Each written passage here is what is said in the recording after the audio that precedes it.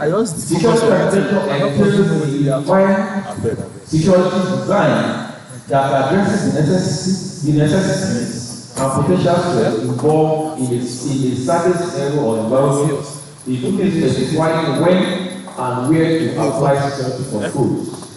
Security operations, on the other hand, promote all measures taken to protect a place and people from risk. While other ethics refer to the rule of conduct organized in respect of a particular class of human actions or a particular group. By implication, an effective security architecture enhances security operations and ethics, while an ineffective security architecture undermines security operations and ethics.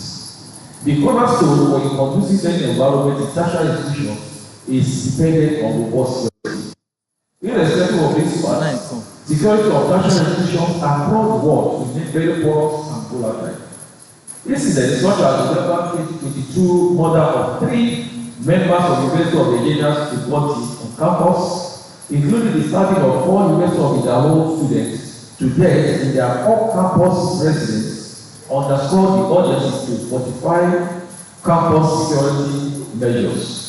Before the November 2022 incident, the 2007 attack by a student at the Virginia Tech, in which 32 people were killed, was considered the deadly mass shooting in the United States of America, universities and colleges. Just like the United States, Nigerian tertiary institution is the standard center for gang violence and criminalities. The pattern has worsened with the advent of democratic government since 1999.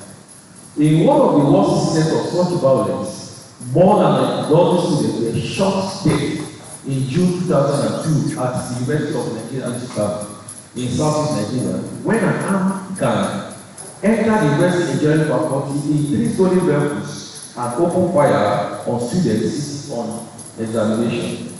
Weeks before the incident, a student leader at the Lagos University who ended an anti-student court campaign was stabbed to death by suspected causes. In the city of Ibadan, some 100 kilometers from Lagos, several students died in an estate of gunfire between rival gangs. Here at the University of Benin, there was an attempted murder on the life of Dr. Presley Osemede, a lecturer in the Department of Economics, by students suspected gang by some suspected gang of the University Students Union Body. In April 2024, the victim, Dr. Presley Osemede, was attacked, hit the back of his head with a small axe, and left for dead in the pool of blood. One commonly held view of the cause of the violence is the decades of control and corruption have spawned a culture of impunity. Many of those who are members of the campus are children of rich and influential people. Occasionally, some of them are the perpetrators of the violence were arrested by police, but later after their parents brought their kids to them. In an era marked by unprecedented challenges, ensuring campus safety and security has never been this crucial. To this end, the well-being of students, staff, and visitors must stand as a non-negotiable priority to be protected. While the tertiary education arena should be sanctuaries of learning and innovation, the increasing frequency of safety incidents has highlighted the urgency of enhancing security and safety measures in line with best practices and ethics. Accordingly, the university needs to implement solutions that can help prevent or mitigate the impact of violence and crime by integrating emergency plans, rigorous training, cutting-edge technology, tangible security measures, and vigilant assessment to effectively build resilience against vulnerability towards contributing to the quality of education offered by the institution. And that is exactly what UniBen is doing now. This lecture is very important, educate people on what is to be done. This brings me to the purpose of this my paper, which is to provide solutions towards strengthening security operations and ethics in Nigerian tertiary institutions. The paper will be limited to campus security in University of Benin. This brings me to my aim, which is to discuss ways of enhancing security architecture in Nigerian tertiary institutions, especially the University of Benin, through effective operations and tactics to making recommendations. To achieve this, I will highlight the threat environment in Nigerian tertiary institutions. Thereafter, I will look at factors promoting insecurity in Nigerian tertiary institutions. Finally, I will discuss ways of enhancing security architecture for effective security operations and tactics in the University of Benin. Let me begin with highlight of threat environment in Nigerian tertiary institutions. You who are the one in the environment, I know you know it more. I'm just reminding us so that we can know how to tackle it. Now, the tertiary institution environment has been one of the few spaces that used to be relatively secure in Nigeria in the past. A safe campus not only foresaw a conducive environment atmosphere for education, it also helps to maintain a stable academic calendar. Notwithstanding, the environment is not characterized by many acts of criminality, which ranges from gang violence, sexual violence, kidnapping for ransom, and extremist violence, among others. We will discuss the prevalent crime in Nigeria tertiary institutions one after the other, starting with gang violence. Nigeria, with over 150 tertiary institutions, has witnessed unprecedented gang violence behavior occasioned by student involvement in campus cultism. We know cultism is one of the biggest. Even in the state, that's why the government had to ban every cultism. Cultism is one of the major challenges in the state, and which occasion homicide and others. Peace on campuses have been chartered due to the development of violence behavior. Blood lessons arising from either modern or manslaughter has become pervasive. Over 14 different court gangs, with a total of over 12,000 chapters operating schools, campuses across Nigeria tertiary institutions. Estimates show that these gangs have killed at least 10,000 people between 1999 and 2019, in part of 3 years, from their violent activities. Hundreds of thousands have been injured, harassed, and raped. While lecturers are being intimidated and blackmailed by violent gangs are awarding unmerited grades, spoiling examination malpractices, thereby undermining academic integrity in Nigeria tertiary institutions. It is therefore imperative that the authority of tertiary institutions strengthen security architecture to effectively for effective prosecution of security operations and tactics that will combat gang violence. Let's look at sexual violence. Tertiary institutions in Nigeria have been at the spotlight in recent times, with increasing cases of sexual harassment and abuses on campus. Statistics reveal that 1 in every 4 women experience sexual violence during their time in school. In particular, sex in the state of marks is a trending issue in higher institutions across the world. The Nigerian case appears to be the worst, as some lecturers who should be role model to students in our institutions of higher learning indulge in the arts and take undue advantage of students to have sexual relationships with them, with the promises to positively influence their scores in an examination. Students who are weak academically equally offer their bodies estate for marks in higher institutions. The situation is dangerous and harmful towards realizing the goal of our university system in Nigeria.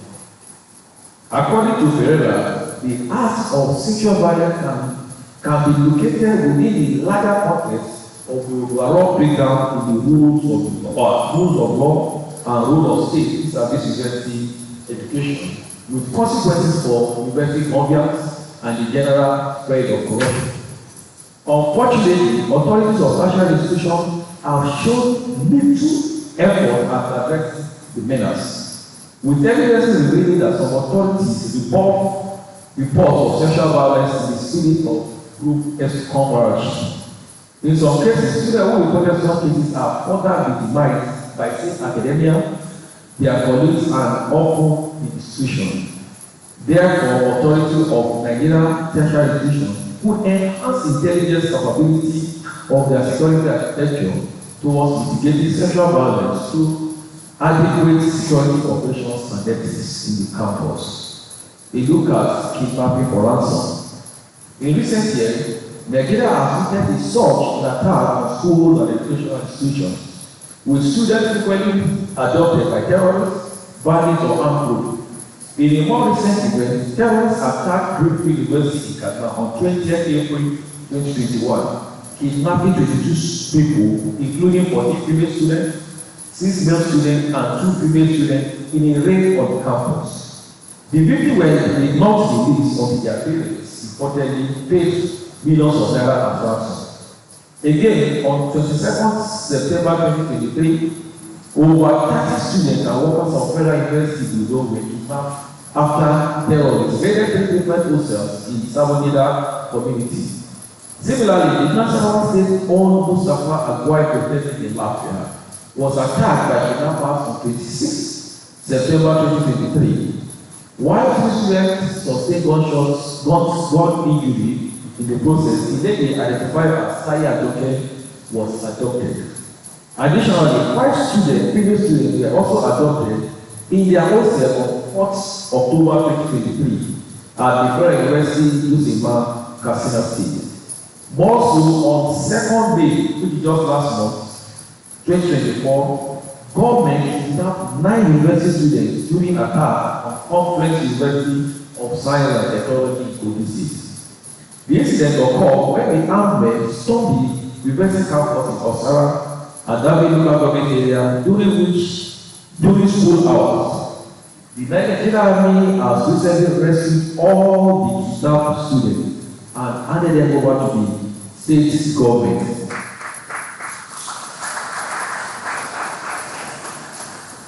It must be noted that cases of kidnapping for ransom is not restricted to unlisted institutions used as case examples. The incidents remain prevalent across Nigeria.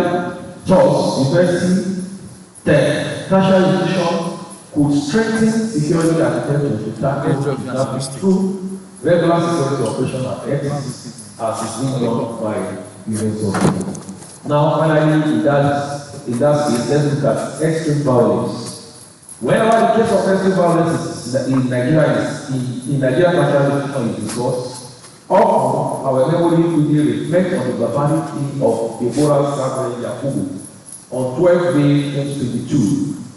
The victim is a 4-year Christian college student was stoned to death by a mob of Muslim students at the Shehu Shagari College of Education, Sokoto, Nigeria, after being accused of blaspheming against Islam. It is very unfortunate that even after the world was taken into security custody for safety, she was forcibly taken from the security room by some Muslim student mob who stoned her to death before burning her body beyond recognition. This demonstrates laxity of security operation in Nigerian tertiary institutions and signifies total collapse of the security architecture in Nigerian tertiary institutions. Let's go to my second scope item, which is some of the factors promoting insecurity in Nigerian tertiary institutions. Nigerian tertiary institutions faces several security challenges, which are driven by a number of factors.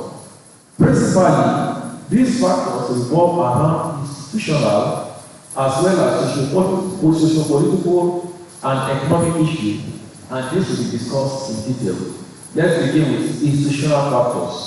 These categories are internal in nature. So, institutional ones are internal in nature, caused by university authorities.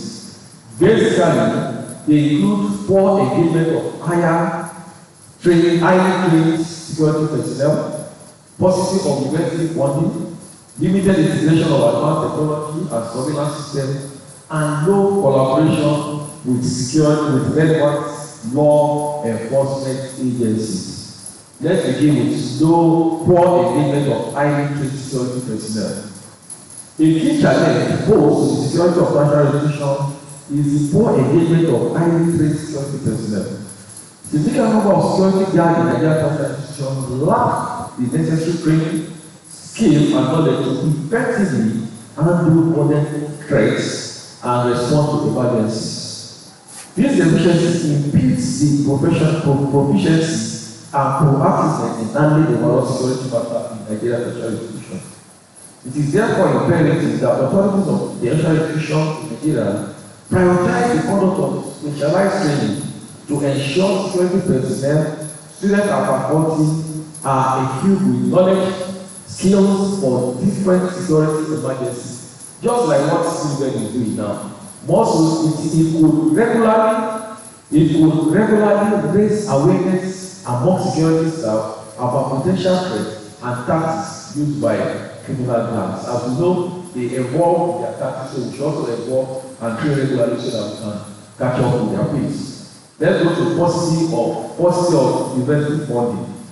Policy of financial resources either the ability of school authorities to acquire and install cutting-edge security systems, upgrade existing infrastructure, and carry out maintenance activity regularly towards ensuring safety of lives and property. Regular training of security personnel is also impeded by paucity of funding.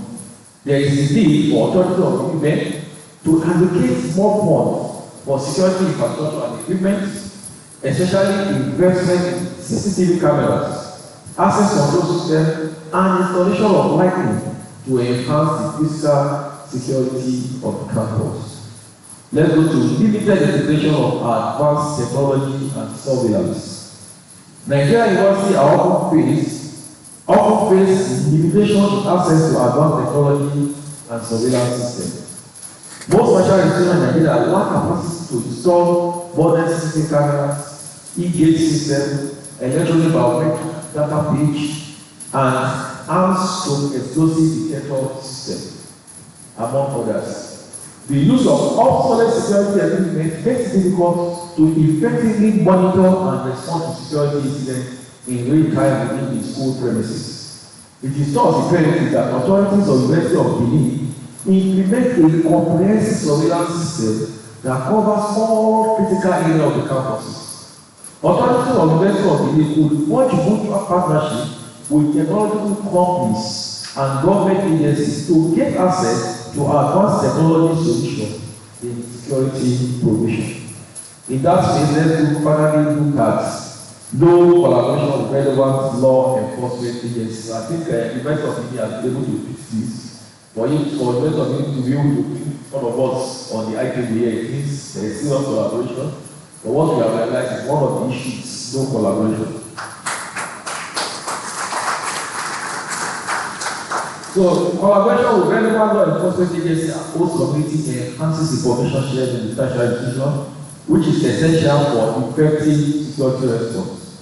The lack of a framework for sharing intelligence and information regarding security threats hampers the university ability to proactively address potential risks. It is thus imperative for authorities of the University of Benin to create strategic alliance with local law enforcement agencies to enhance overall security measures. Also, it will collaborate with these agencies to assist in regular training. We are doing one, let it not be one-off. Let it be something that will be regular and consistent. Training, exercises, and drilling, including establishing protocol for seamless information sharing between the school and law enforcement agencies. Now, let's go to socio-political and economic factors. Mostly, these categories are influenced by external factors. All what I said earlier are internal, but these ones are external factors such as politicization of the system, unemployment, and internal security. Let's begin with politicization of tertiary institutions. The role of politics in the management of university in Nigeria is manifested in government interference. Politics influence appointment of council members, vice chancellors, and other principal officers of the tertiary institutions. Whether from within or from outside, management of this university take decisions that discriminate against certain people.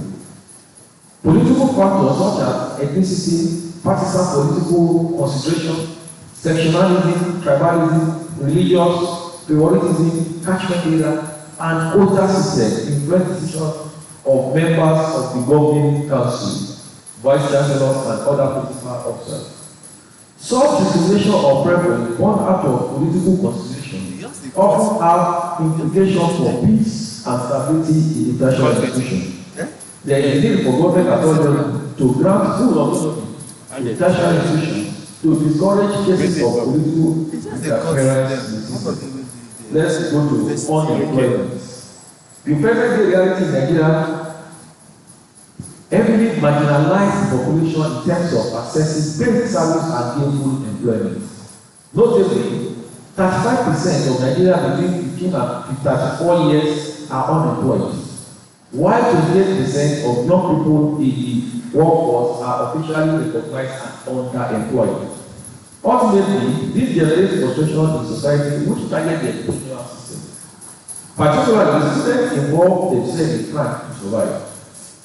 Government at some level will need to develop a social security framework that adequates the topic of the unemployed in Nigeria, especially the government of the already introducing student loans, and I want to believe that will help mitigate some of this.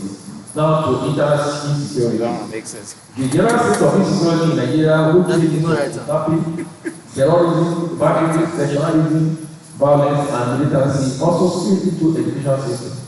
In 2017, the United States nation estimated that conflict between Boko Haram and security forces had destroyed 1,500 schools from January 2014 to December 2016, with at least 1,280 teachers and student casualties.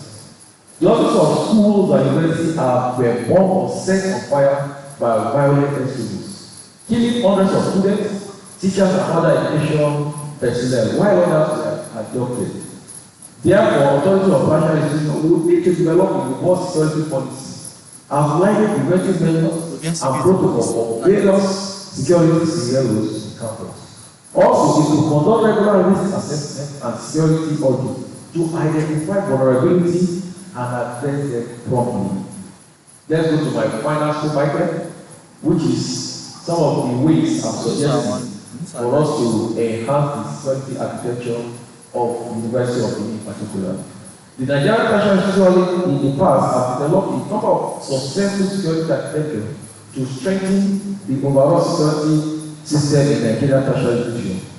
Some of the ways of enhancing security architecture include installation of CCTV cameras, access control, security points, perimeter security, collaboration with community and law enforcement agencies, as well as security awareness and training, just as we are doing, sensitization of campus security personnel.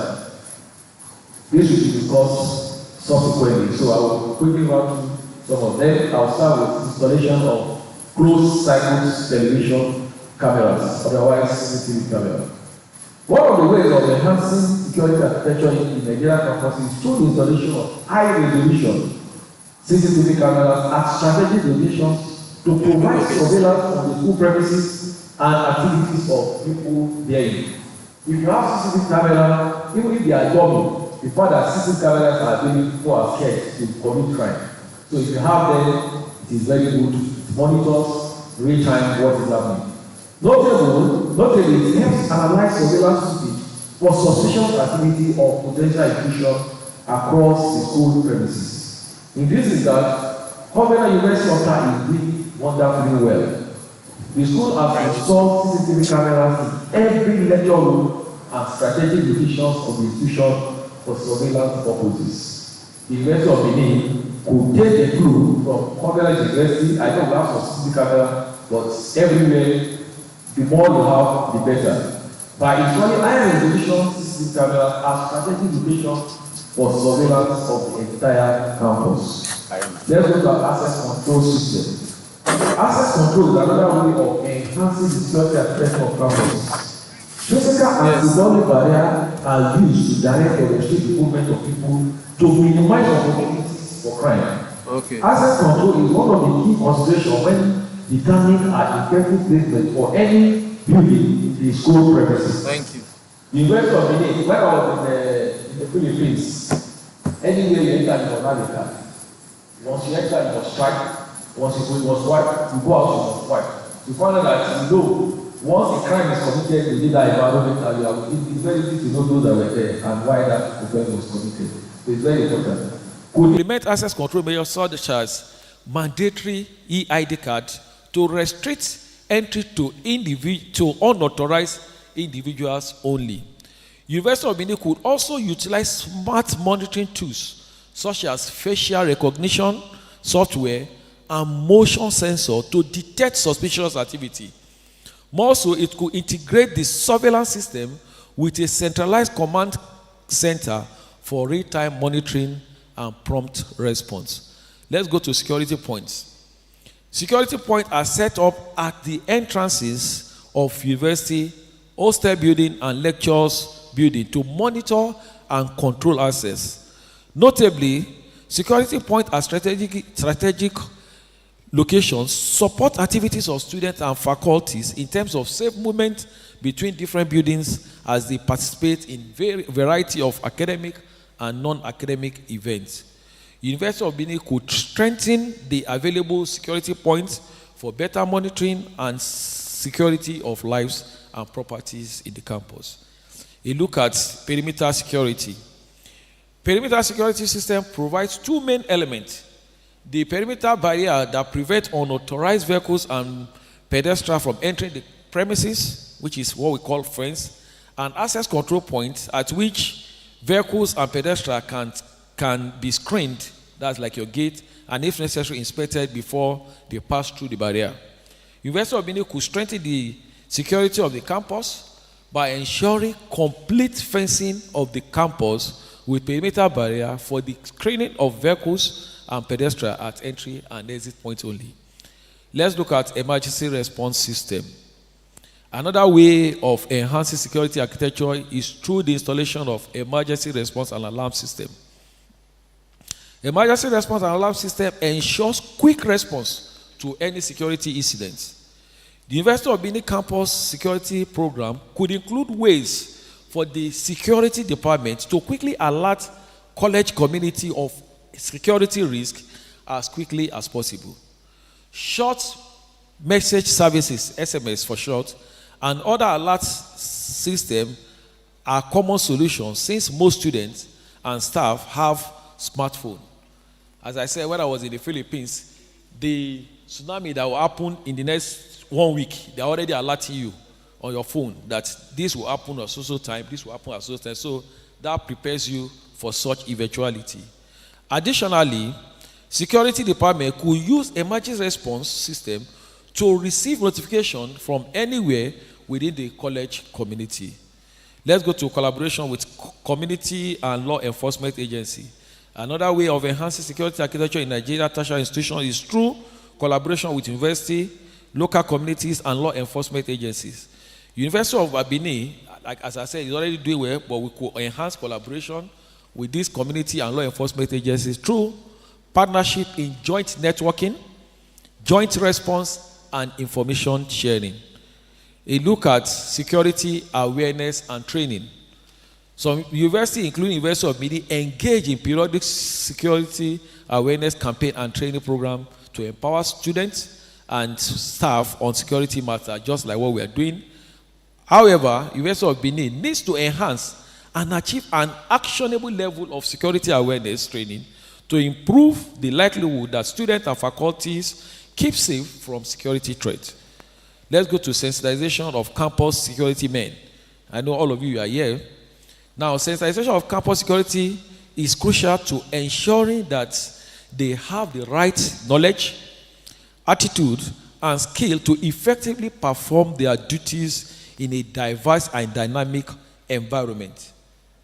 Campus security personnel could be trained on conflict resolutions, community policing, gender sensitivity, and feedback mechanism, as well as personal discipline.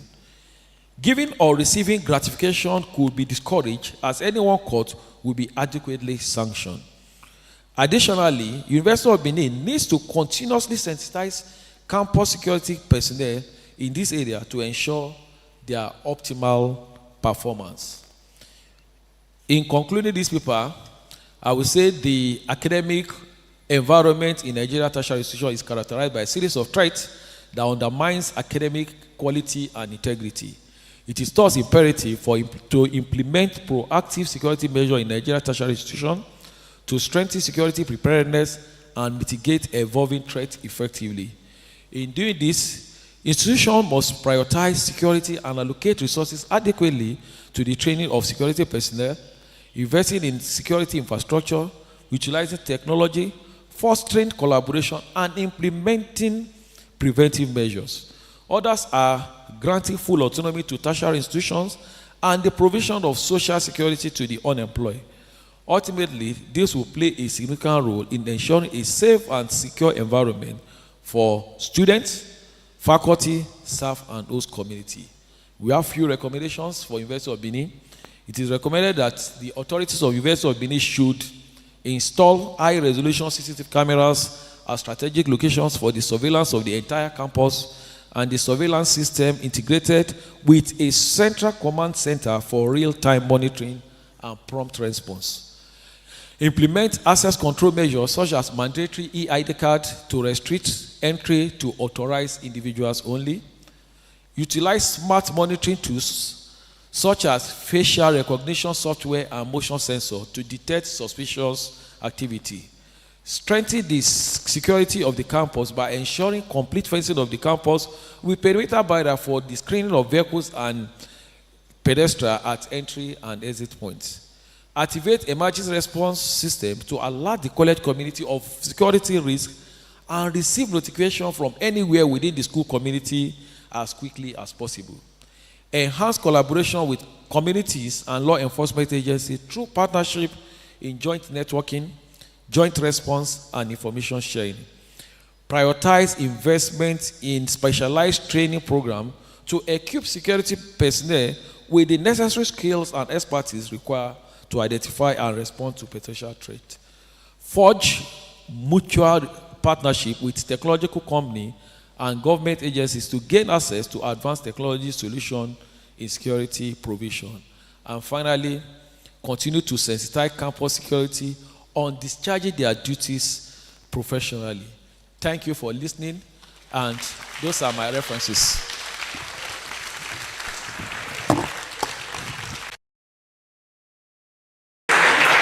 I thought this deserved a bigger round of applause. Very academic, yet very lucid and articulately presented. Thank you, sir. Brigadier General, thank you, sir. Please put your hands together again. With the kind permission of the chairman and Madam Vice Chancellor, we shall take two questions, one on either side. Two questions. If there is no question, we go on. Yes, sir. Please come forward. Microphone.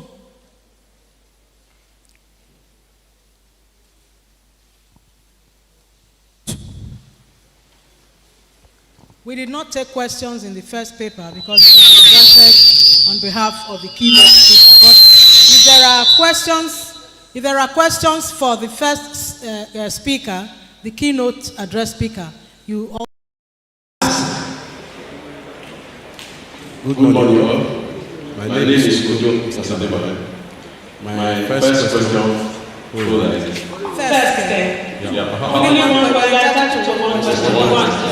me just one question. Like what my lecturer just said in the first another question said the issues that happened in which university went down here.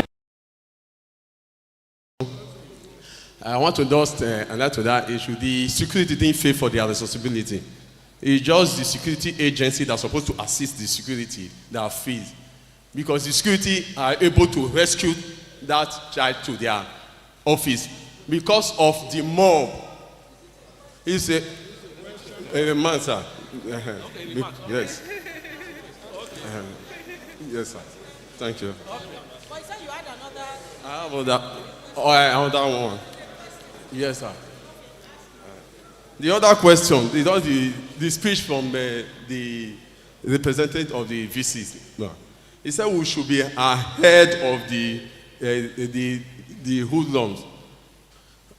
Like when we want to ahead of the hoodlums, the security is supposed to be trained in modern techniques. It's equipment.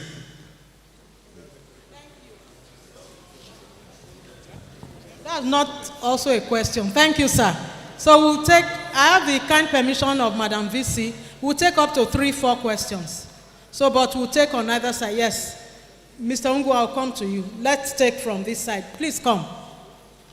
Where is the microphone?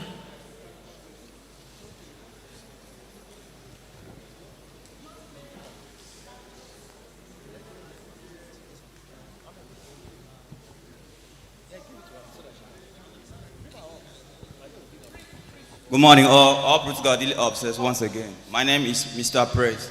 Please, I want to ask a question concerning, in terms, like now currently we don't have light in the campus, and light is among the top in terms of security. Now, in terms of gadgets, giving, we do really, in terms of this summit, but it's, let me say it's locally, in terms of our CS who always do it best to advise us on what to do. But in terms of gadgets and to equip yourself well, even though it's like 60 to 70%, we are not done that way. But when it comes to questioning and, say the security is not, we are not doing our work, we are doing our work. But it still left many percentage for the UniBen itself, let me say, UniBen government to do their own part. That's my question, simple answer.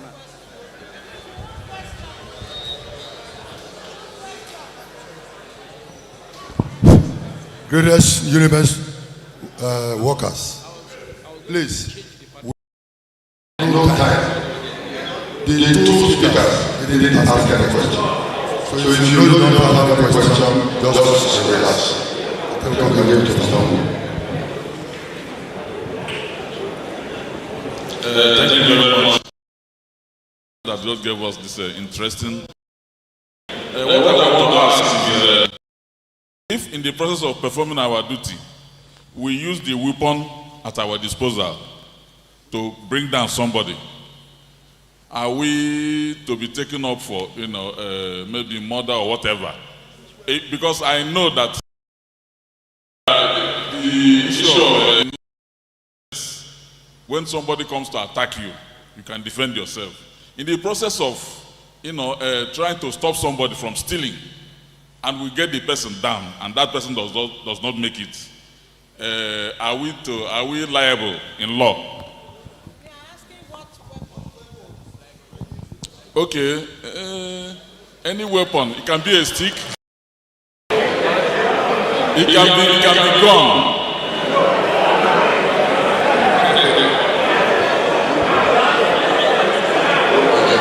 Hello. Let's be guided. The law does not permit you to take the life of another person. For the offense that is being considered, a person is committing the offense or has been committed, the offense for what to do. Okay? Don't use self-help. If you have a law, you are not passing a sentence on that person. You want to bring the person in to be judged and to be sentenced. He has to be alive to defend his actions. Try to come in accordance with chapter 4 of the Constitution, the rights that people have. There are also rules of engagement. The military, for instance, the way they are engaged, the way they engage people that are opposed to the institution of the military and what they do and what they represent is different from the way the police will be engaged. For instance, for the police, you don't shoot to kill, you shoot to men, bring the person in. For the military is not like that. And for you, if you have anything to defend yourself, somebody has stolen, this is an instance, a handset, you can kill the person. You cannot justify that within the ambit of the law, what the law prescribes. There's no way you can justify it. So we will always get it. Thank you.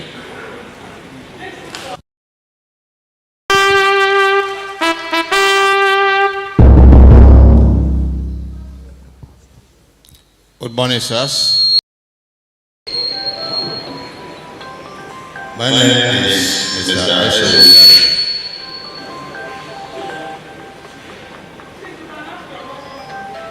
Yes. The gentleman lectures eloquently, and all what he said are just true. As the area he didn't touch is that these security personnel who are carrying out this all you just illustrated, if they are not well paid, will they do it better?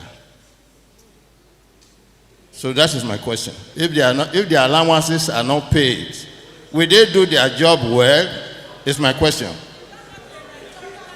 No, it's not.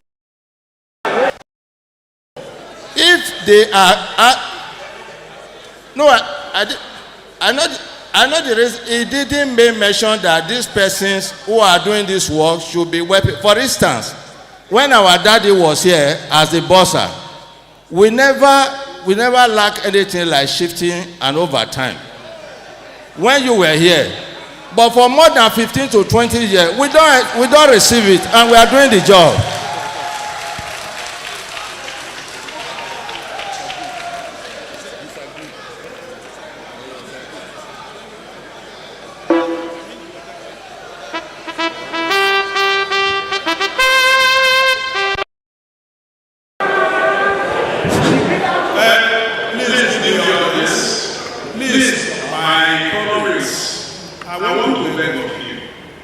The evident lecturer made allusion to that. He said funding.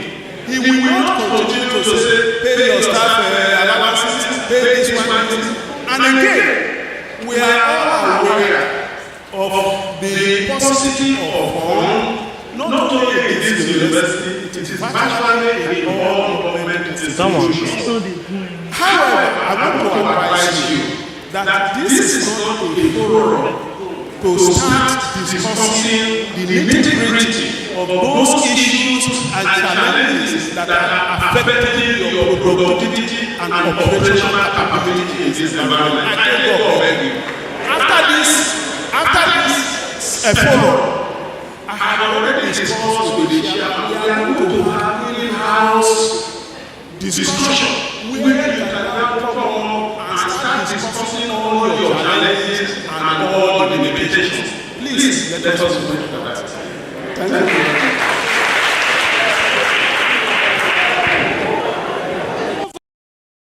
you. On the program, we presentation of awards, and I now ask the chairman of the Security Committee, Professor Kaise, to handle that aspect. Presentation of, after which there will be photographs.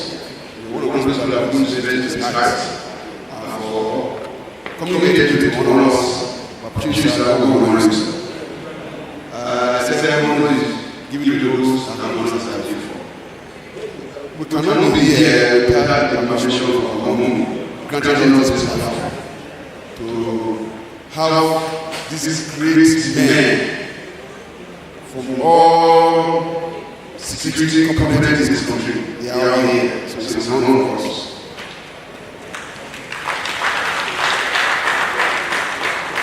We are happy to also honor our mom, and it's a honor.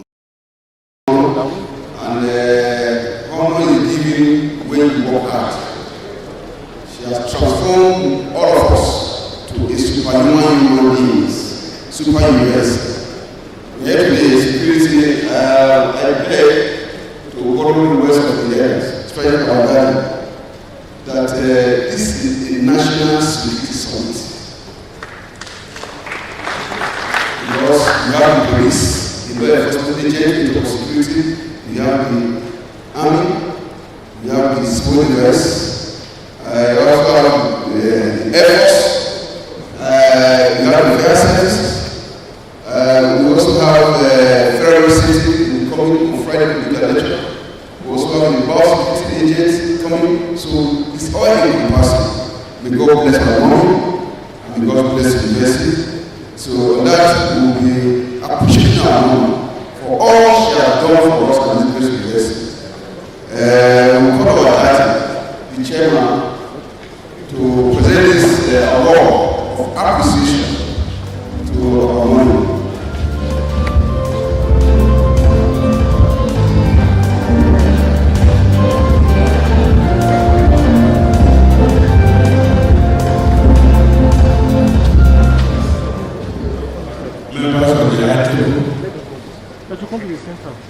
I want to present this award to Professor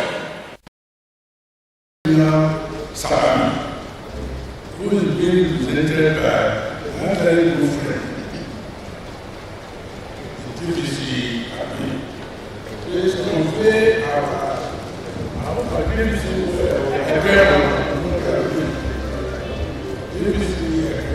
please convey our appreciation. My personal appreciation for this national summit. She's always thinking out of the box. This is thinking out of the box.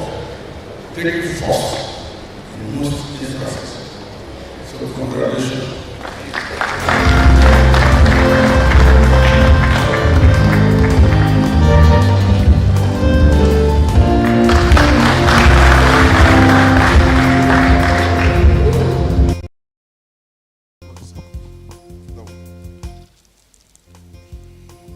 Great UniBen.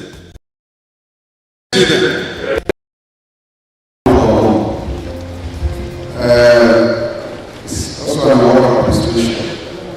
Just a phone call and letters, and he did oblige to give the keynote address. Despite of all the numerous exercises and the hiccup in the country, he tried all his possible best, but they say God knows best. And he went ahead to choose one of the very best to represent him. It was someone I thought arrested is one of us because he owns a marine degree related to this university. So I will call on our AIG. Now I know that's honor to receive this award on behalf of him.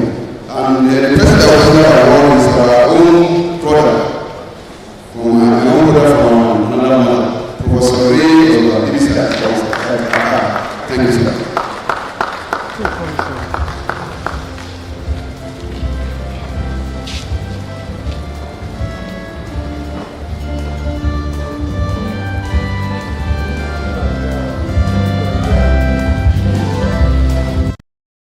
Thank you very much.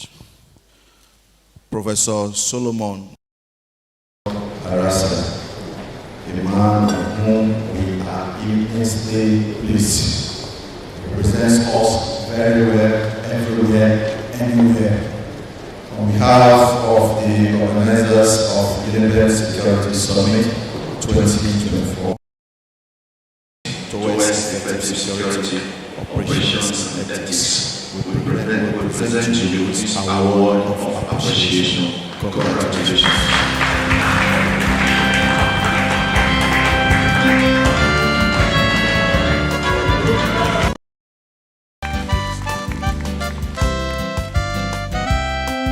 UniBen is marching forward, and it's a no area for crime. So the army, they are there for us. The fire service and others are there for us. We just received a top-notch lecture from a general in the army. Of course, he's scholar.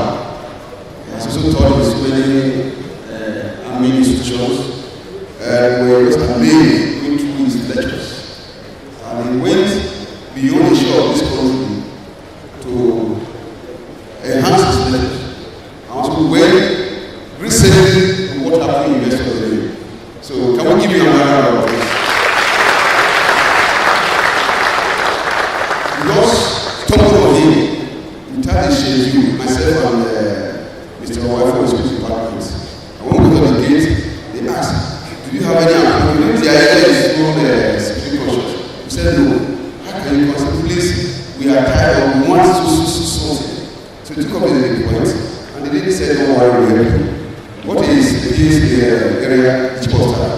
You have another problem, you have something doing, please okay? I'll take it from my when the way it is was like, we have been before, sir, we are indeed grateful, and I really appreciate you.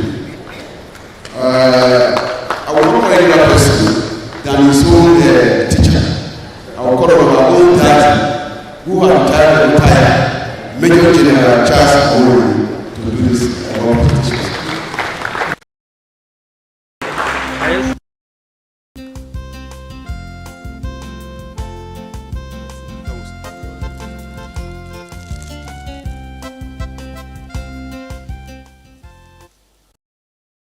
The chair of the VC, distinguished ladies and gentlemen. Let me first say congratulations. I was disappointed in your war because I have been But before this presentation, let me quickly say that you cannot give what you have. You cannot give what you have. You must have it before you can give out. So this training, I'm so surprised that people don't ask questions. This training empowers you to be a professional in the job that you're employed to do. And in the military, we have what we call use of minimum force. If talking to somebody can solve the problem, why not use the walking stick? If you talk to someone and solve the problem, do you have an access for church of God? Please don't leave home.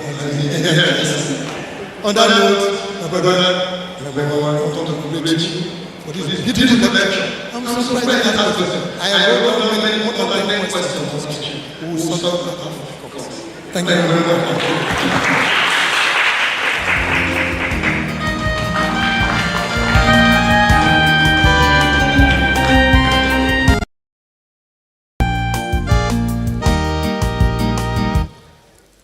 The next award is good.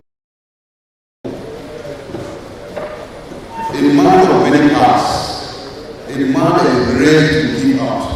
Like I already said, you can't give what you have. It just as we are also doing all these things together to see how we have a good.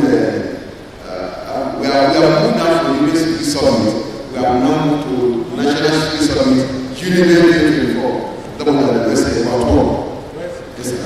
So as we read that, suddenly we walk into campus with some of his documentation he's trying to get across to us to also enhance our activities on campus. And we got the one said, please and please, you can give me 1 second to fit in. And then, no, surprisingly, miraculously, our daddy, Reverend is not here. No, we are all trained to miraculously. Miraculously, he was in way. God made me for those that desires it. And today, he was going to give one of the lectures that will also enhance this unit. He was the master of this university. In this unit, the former CS of this university, scoring leader,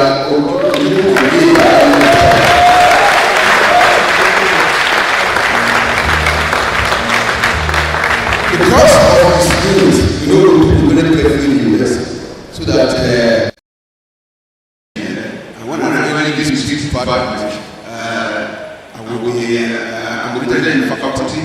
teacher, and I don't want to walk around the environment. I want them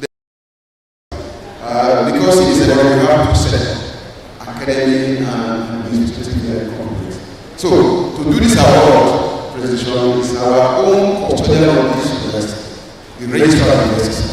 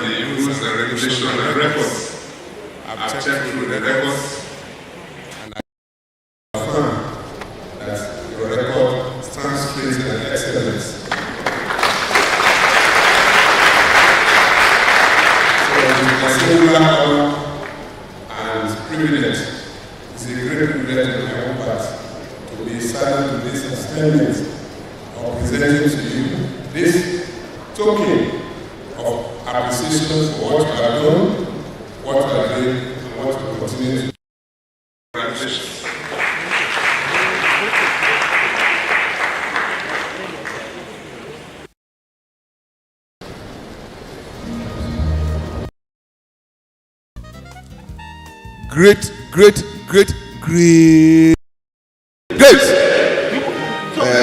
We're going to the end of the first phase of this exercise.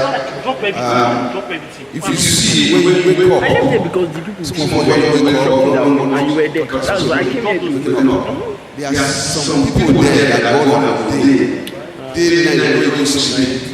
They take all the victory to that second work, peace.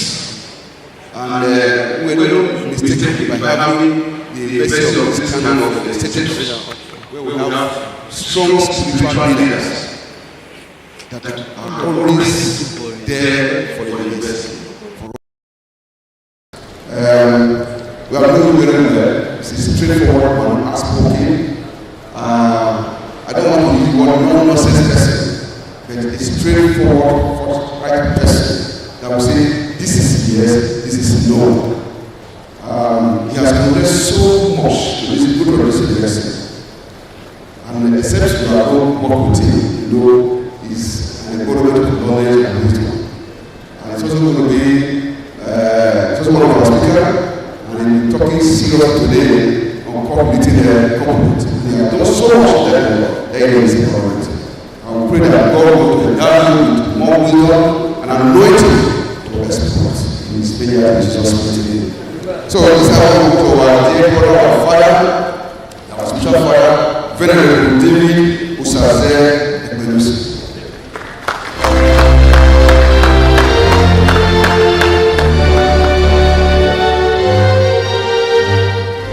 So I will call on Brigadier NU Kuba to do the presentation because we have a very relationship with them. Thank you, sir.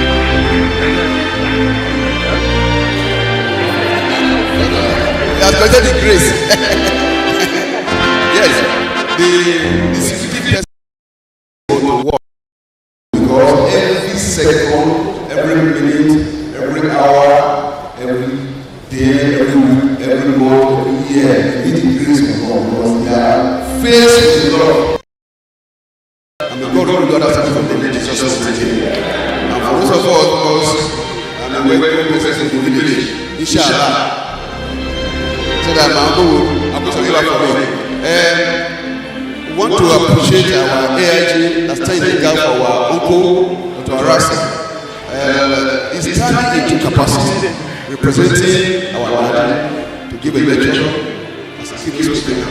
And I just this time we intended to go because we are also engaging tomorrow. I said because of the nature of the job, if you are not able to come tomorrow, we are P at the same rate. And what we will try to do is to arrange our welcome tomorrow. Please, we are pleased to send somebody tomorrow. That is the planning, with the planning committee had it. So we are pleased to know the instruction of your office. If you are not able to come, please send a rep. For this great thing you have done for us today, we must also have money. The planning committee have also been there as they are working on it. Please, we appreciate give us 1 second and that's back to the office. Because there's also going to be a talk. And you know that the talk is also going to be very rich. That will also enhance our environment beyond the rest of God. So, my general, thank you very much. Just as we stop on Brigadier General, we are also since we went to Major General Shaga's office, the same day, no appointment, but elections. Thank you very much, sir. Our special greetings to our general. So I will hand over the mic.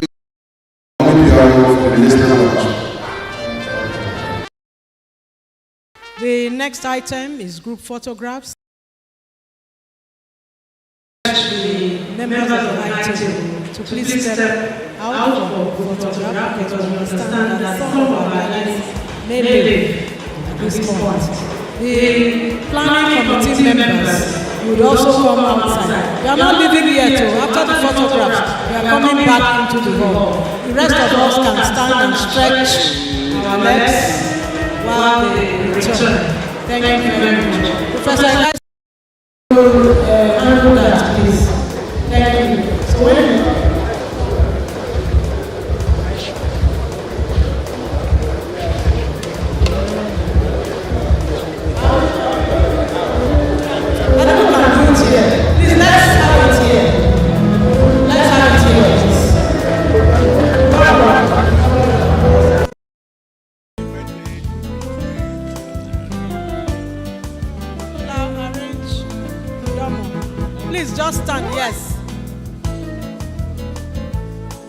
So when this way, so that, please.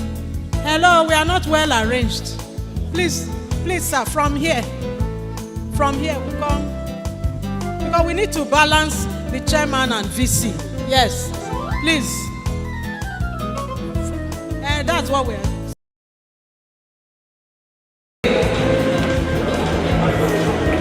We can't take everybody at the same time. Just members of the high table first, please. Members of the high table, please. Yes.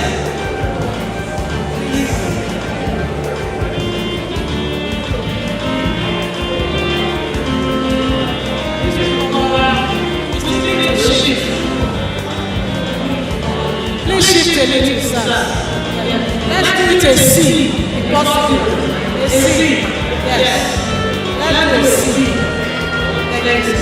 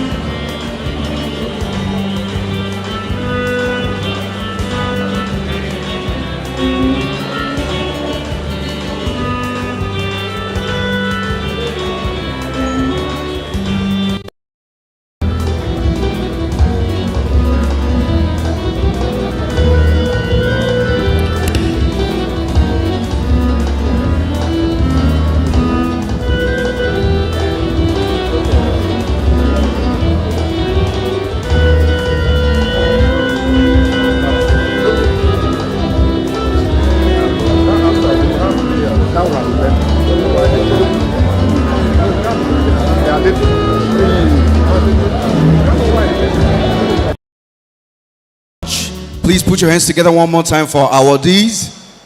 Please put your hands together one more time for our awardees and also members of the high table. Thank you very much. Have we learned anything so far from this training? Can I hear you, please? Have we learned anything so far from the training? Okay, so we'll now hear from our third speaker. He's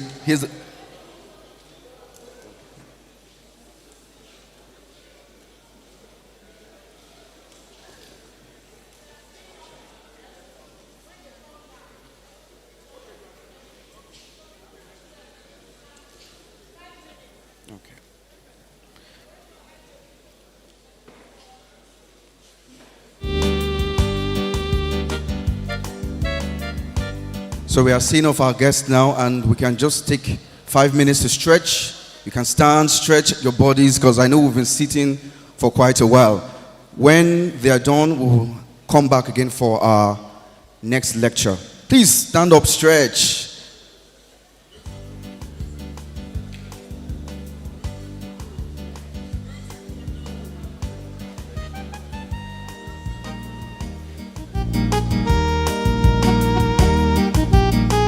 Please don't go, the lecture is not over.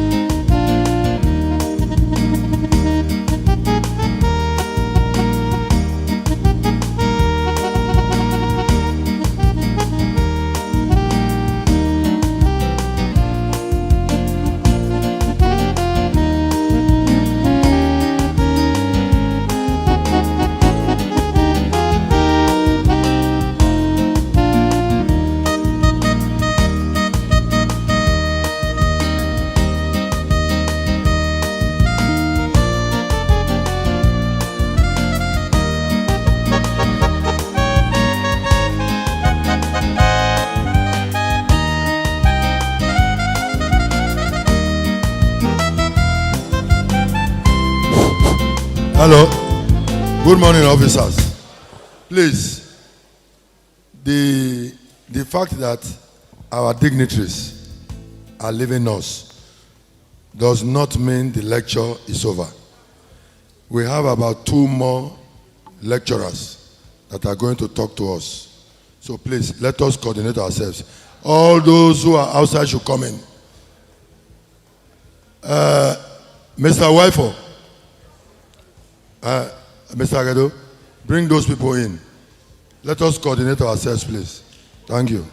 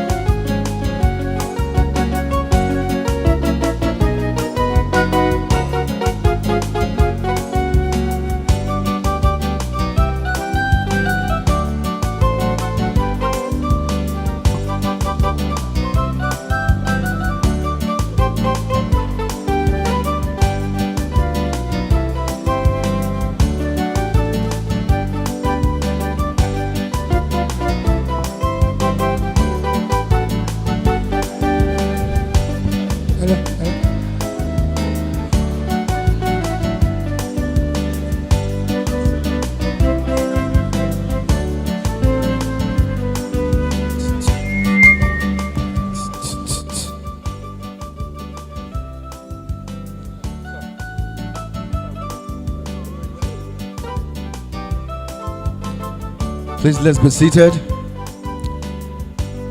Let's be seated. Greatest UniBen. Greatest UniBen. Yes, we've had two amazing speakers thus far, and we are going to hear from our next speaker. He is the former Chief Security Officer of our great university. He is Squadron Leader Oyegoke A. Olajide, retired. Please put your hands together for him.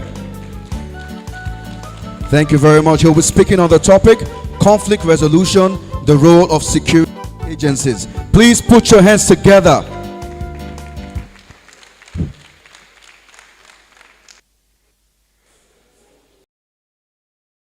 I just have to do is to adopt the existing protocol, since all the high table officials have left.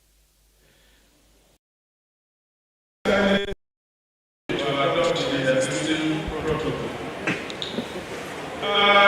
I'm not going to sound very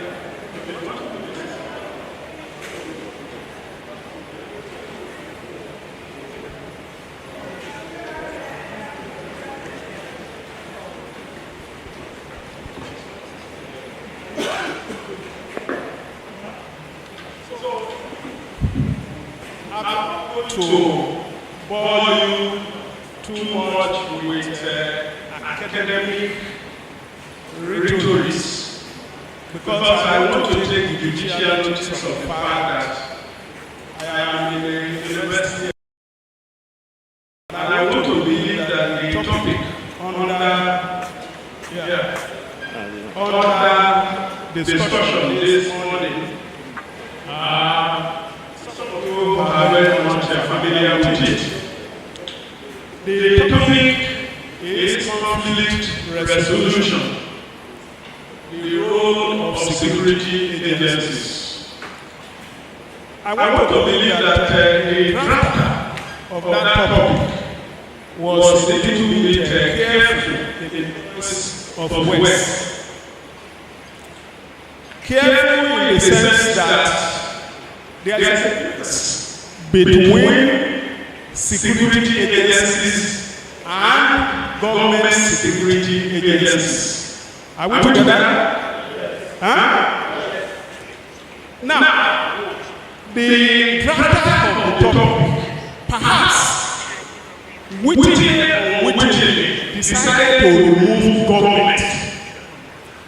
I want to believe that the end of removing that government as a premise is to include you as private security officers or operators.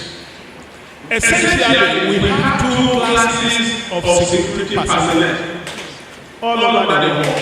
We have what is called government security agencies and non-government security agencies. We call them private security agencies, what government agencies or system or whatever, in which category you fall. Now, let me just go down memory lane. The time I'm given to lecture is just 25 minutes. And if I could do justice to this topic, for a whole day, we can be here discussing it, and you will not get tired. But I will try as much as possible to just quickly go over the topic. While I was here, way back 2000 to 2005, before I moved to NPC, I was chief of the university. And I want to put record specifically the role of the chairman of this occasion, Chief H.O. Bazari, in respect to the issue of empowerment. I think one of you asked that question related to empowerment, the importance of empowerment. When you say why is it that our allowances are not paid timely, it has to do with empowerment. I remember vividly that as a principal officer, boss, Anytime the issue of security department was mentioned at the department meeting, especially when our budget was being considered, he will tell them, he said, look, please don't waste your time over this, allow security to go.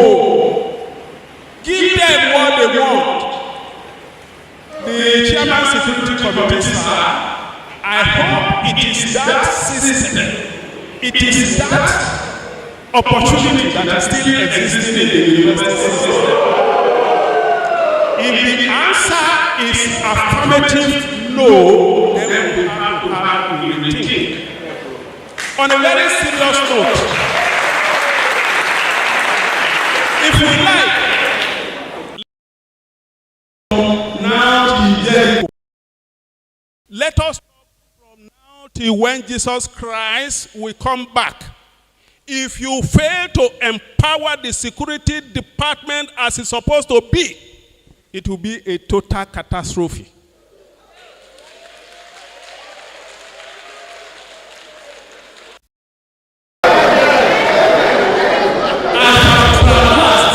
I have opportunity. It's a pity the high table eminent personalities had already gone. It is a pity that they have already gone, because I wanted to say something that they will have interest in. Why are we in this messy security situation in Nigeria as a whole? You are talking of conflict resolution, the role of security agencies. Are we doing what are expected of us as security agencies? What are those factors that are inhibiting us from doing exactly what we are expected to do? Now, on that note, this lecture will cover the following as my presentation outline. I will talk briefly about the introduction, definition of term or concept, types of conflict, conflict triggers or conflict causes, the conflict triangle, stages of conflict resolution, the 4 C's of conflict resolution, primary role of security agencies, the role of security agencies in conflict resolution, obstacles to conflict resolution, factors that aid quick conflict resolution, and I will finally conclude. Now, like I said before, if I'm to do justice to this topic, we will remain here for the next 1 hour, 2 hours, 3 hours, as the case may be, and we will not get tired. But I'm going to quickly rattle through the lecture paper. And I want to believe sincerely that you will listen carefully and get the benefit that are expected of you out of the lecture. When you talk of conflict, by way of introduction, conflict generally refers to misunderstanding, it refers to dispute. Wherever there are 2 or more human beings or group of human beings, conflict can never be ruled. We can even talk of conflict within an individual. Is it possible? Is it possible? Just as I am here, I will be having conflict with myself. Who? Should I go to Lagos or should I be here? Should I stay with this woman? Should I bring another woman more? All these are conflict. Personal, internal conflict. Conflict started right from the creation of human beings. Conflict started from the Garden of Eden. And conflict started with our great-grandfather, which is Adam. Unfortunately, when God brought in Eve, the conflict became exaggerated and expanded. I want to ask you, which major conflict do you think we are having in this country as we speak? Who will tell me? The major conflict that we are having right now as we speak, and is threatening the fabric of this country if care is not taken. Can anybody tell me? No. Okay, let me just it is the conflict of how much you go pay me, how much you no go pay me. The union leaders are saying, pay us this amount. Una they chop the money, una they thief, una they do this. We have the statistics, we have the data. You must pay us 500 and something thousand. The government is saying, no, we can only pay you this amount. Is that not conflict? This is a conflict. There are so many conflicts that are confronting us as an individual, as a family man, as a members of organization, as a nation. To be able to come together and resolve this conflict amicably is what makes us to be mature and responsible human beings. Now, let us quickly look at the definition of concepts that I have here. You can see them on the screen.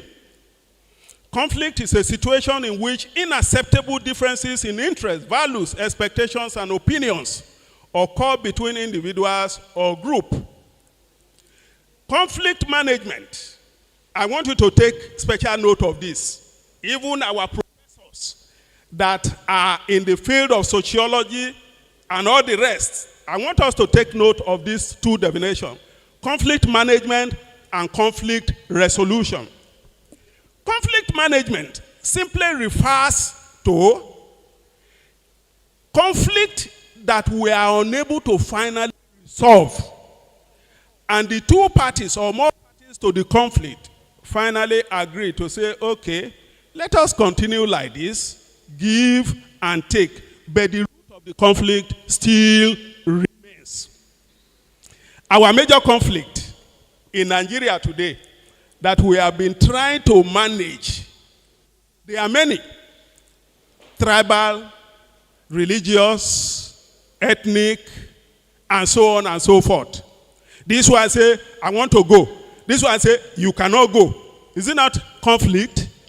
And we have been managing ourselves. Occasionally, when it requires use of force, force is applied. When it requires dialogue, dialogue is applied. That is conflict management. When you talk of conflict resolution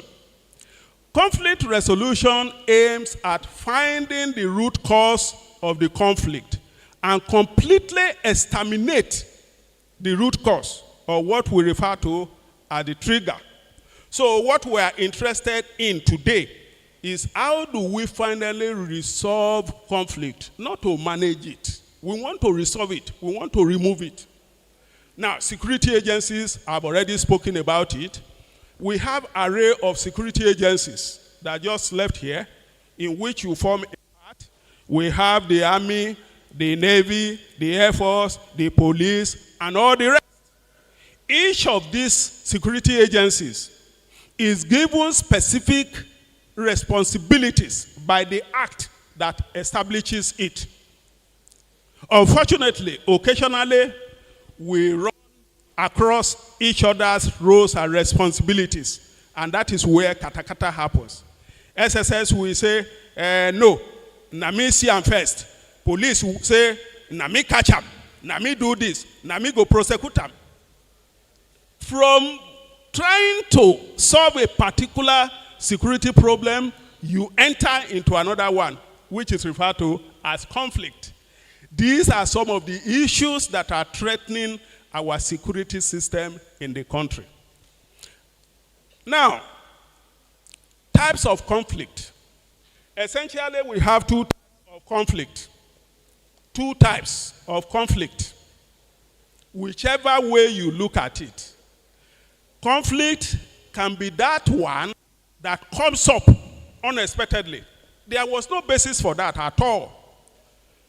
I'll give you a classical example. Like the incident that happened in Benin. Did any one of you hear about it?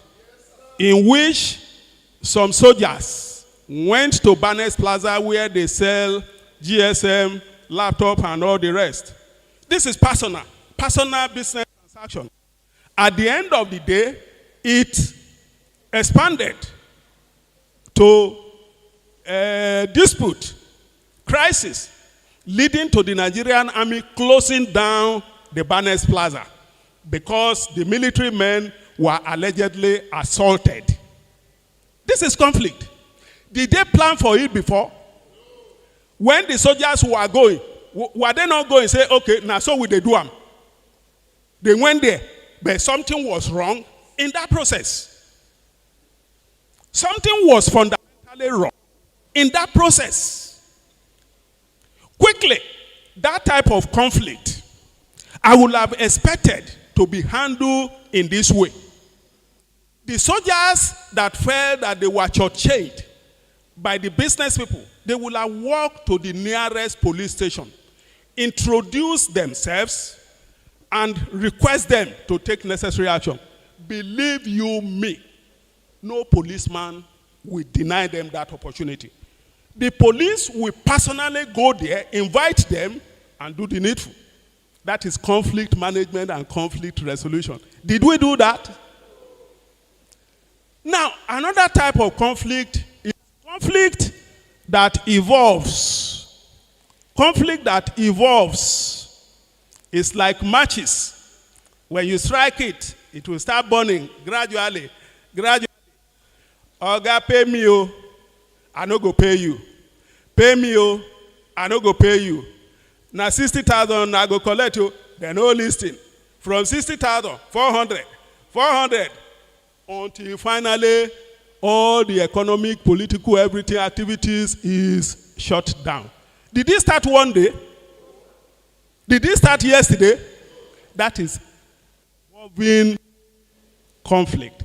Conflict that gradually come up unchecked and you allow it. Within your family setting, you have evolving conflict. You have spontaneous conflict. When you are offended in your office, as a man, you just come back home. You remove your cloth. Hey, daddy, you are welcome. You are welcome. My friend, go and sit down. Today is not a matter of welcome. Transfer of aggression. It just erupt.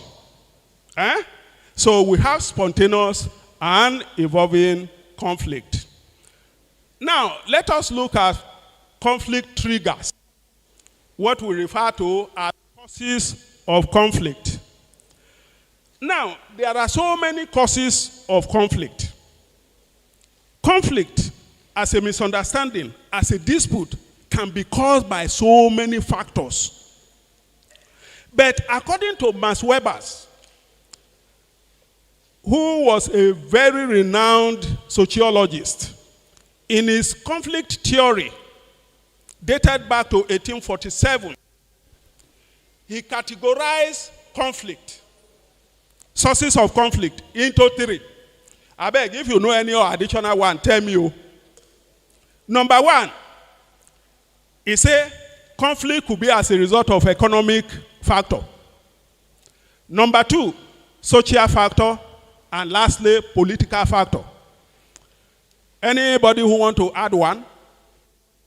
So essentially, whatever conflict that human beings may be facing can come under three headings. The current one that we are facing in the country between the union, the labor union, and the government is under economic. If you like, you can even add socio-economic to it. It is not political. So, this theory of Max Weber focuses on the competition between social groups rather than individuals and attempts to explain social change and stability as a result of group conflict. It further goes to show that where more than two people are, you are bound to have social, economic, and political crisis. And the group have the responsibility to manage those crises. Now we move to what is called conflict triangle. Have we heard of this term before? Conflict triangle. It's a very simple concept in sociology. This concept was propounded by Johann Gattung in 1976. He used it as a basis to explain a sort of interplay among three parameters that has to do with conflict. For conflict to exist, these three parameters must be present. He talked about contradiction. Contradiction simply refers to what you or the group of people that are disagreeing, what is the essence of their disagreement? What is the contradiction that is making them to disagree? What is the essence of the dispute? In the case of the current strike between NSC, TUC, and government, the contradiction is what? Salary and wages. What you go pay? That is the bone of contention. He equally mentioned of the attitude. You must look at the attitude of individual. If you are talking of solving conflict, you want to resolve conflict, these three elements, you must look at them critically. Now, because I believe in using a classical example for us to understand what we are talking about, I have talked about contradiction, that the contradiction now between between NSE and the government is the issue of salary. Now, what of the attitude? The attitude refers to the negative character of individuals that are in the conflict. This time around, the government representatives and the NSC. Now, the NSC believes, whether wrongly or correctly, I don't know, they believe that government have money. They have that strong attitude that government have money. Government is saying that we no get. You see the attitude. Until when you are able, as a mediator or conciliator, until when you are able to bring the parties to conflict, to realize and have a common belief on this attitude and behavior, you will find it extremely difficult to solve the issue of the conflict. The third one is referred to as behavior. Behavior simply means that what finally will each parties to the conflict do? You know, attitude is different from behavior. Attitude is more or less emotional. It's internal. I can be here now. I can be smiling with you. No problem, no problem. We will go. Whereas, internally, I know that what I'm saying is opposite. That is attitude. But when it comes to behavior, when it reaches tomorrow and I say, oh yeah, we are ready to go. You say, go to where? Go to where? Is it because I've been listening to you? Is it because I've been keeping quiet? The behavior has now come to reinforce the attitude. So there is a difference between attitude. Oh, God of mercy. Okay, this is a classical example of parties to conflict, and where they come together to resolve their conflict. You have to have a meeting for you to resolve conflict. Stages of conflict resolution. As you can see on the screen, these are the stages that are noted for scientific and responsible processes of conflict resolution. One, you must identify the source of conflict. You must look beyond the incident, request for solutions, identify agreeable solution, implement agreeable solution, follow up, and review. There is no way you can have effective conflict resolution without following these processes. Now, 4 C's of conflict resolution. I wouldn't want to belabor also on these 4 C's of conflict resolution because my time is up.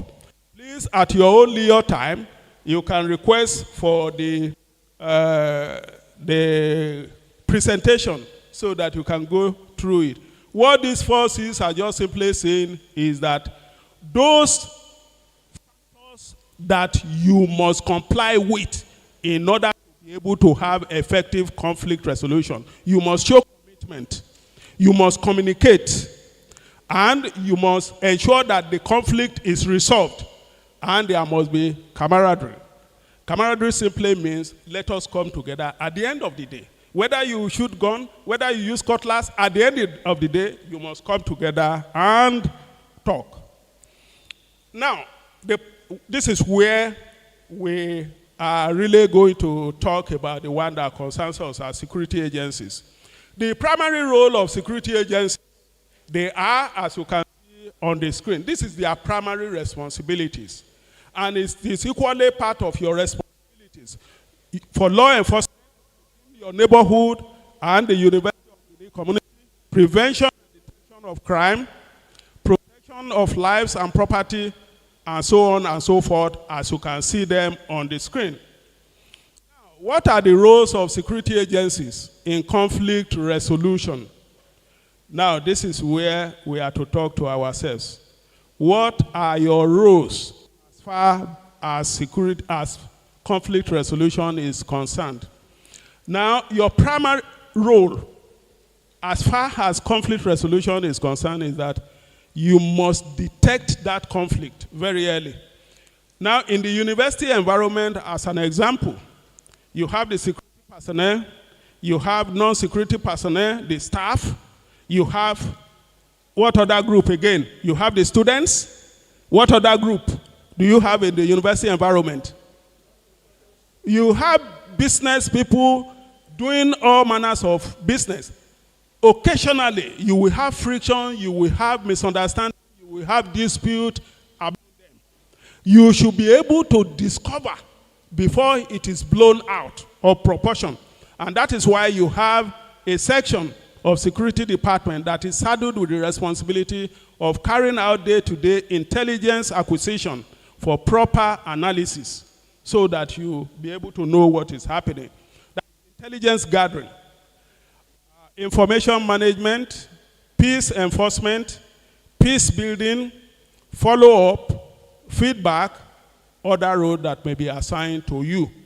Now, there is a difference between peace enforcement and peace building. Can anybody tell me the difference between peace enforcement and peace building? Not to waste our time.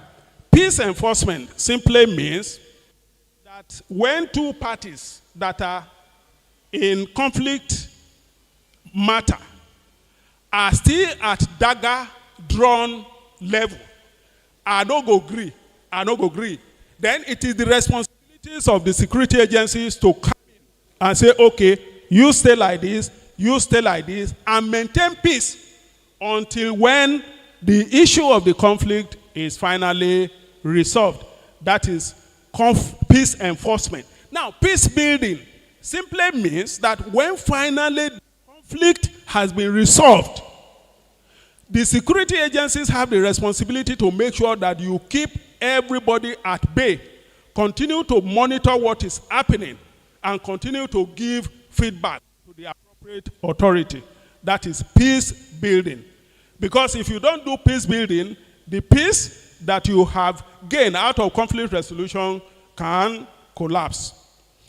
Now, what are those obstacles to effective conflict resolution? This is where the issue that my brother mentioned about this thing will come up. What are those factors that make it difficult for you to ensure that effective conflict resolution is attained? One, information management. Apathy. I don't think all this one need explanation because I believe you know them.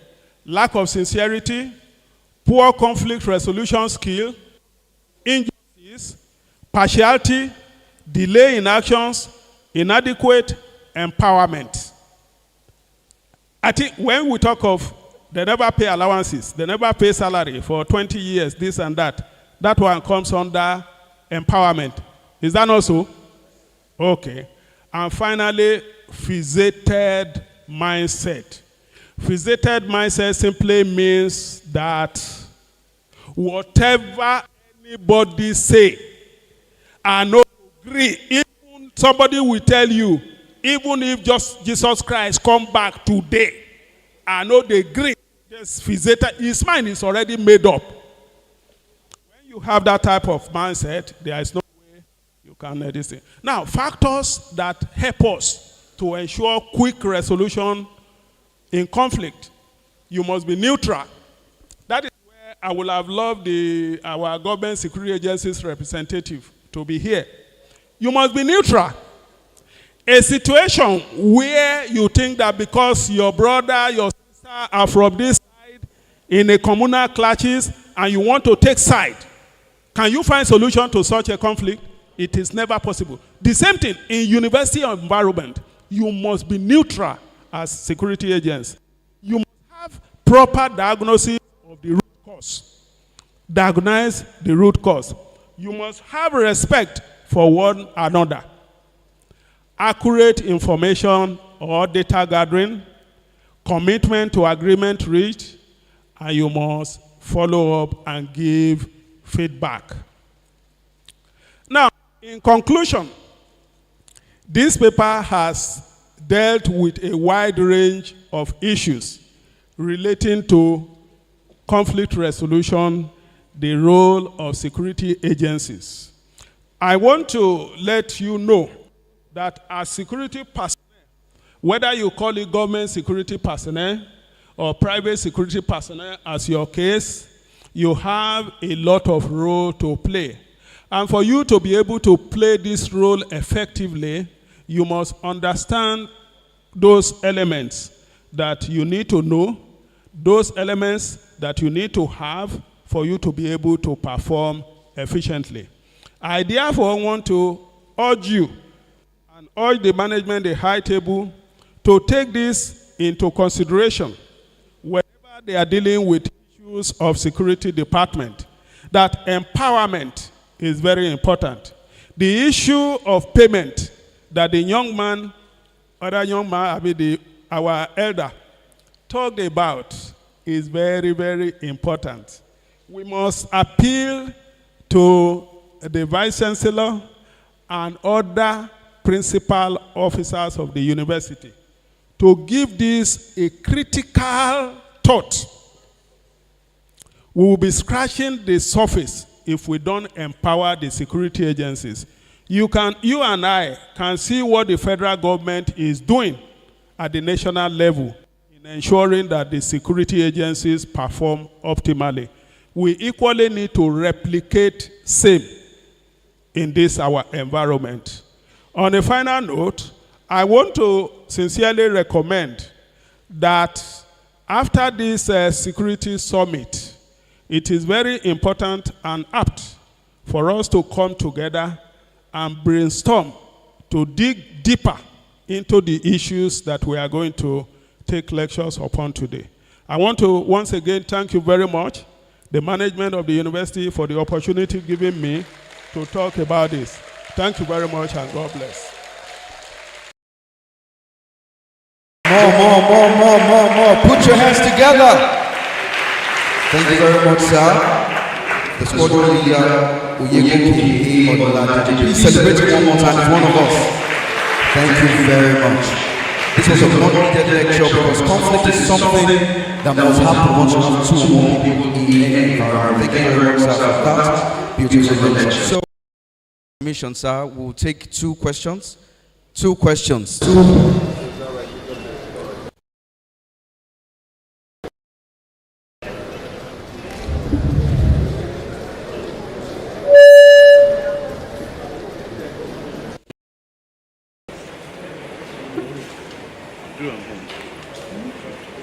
yours.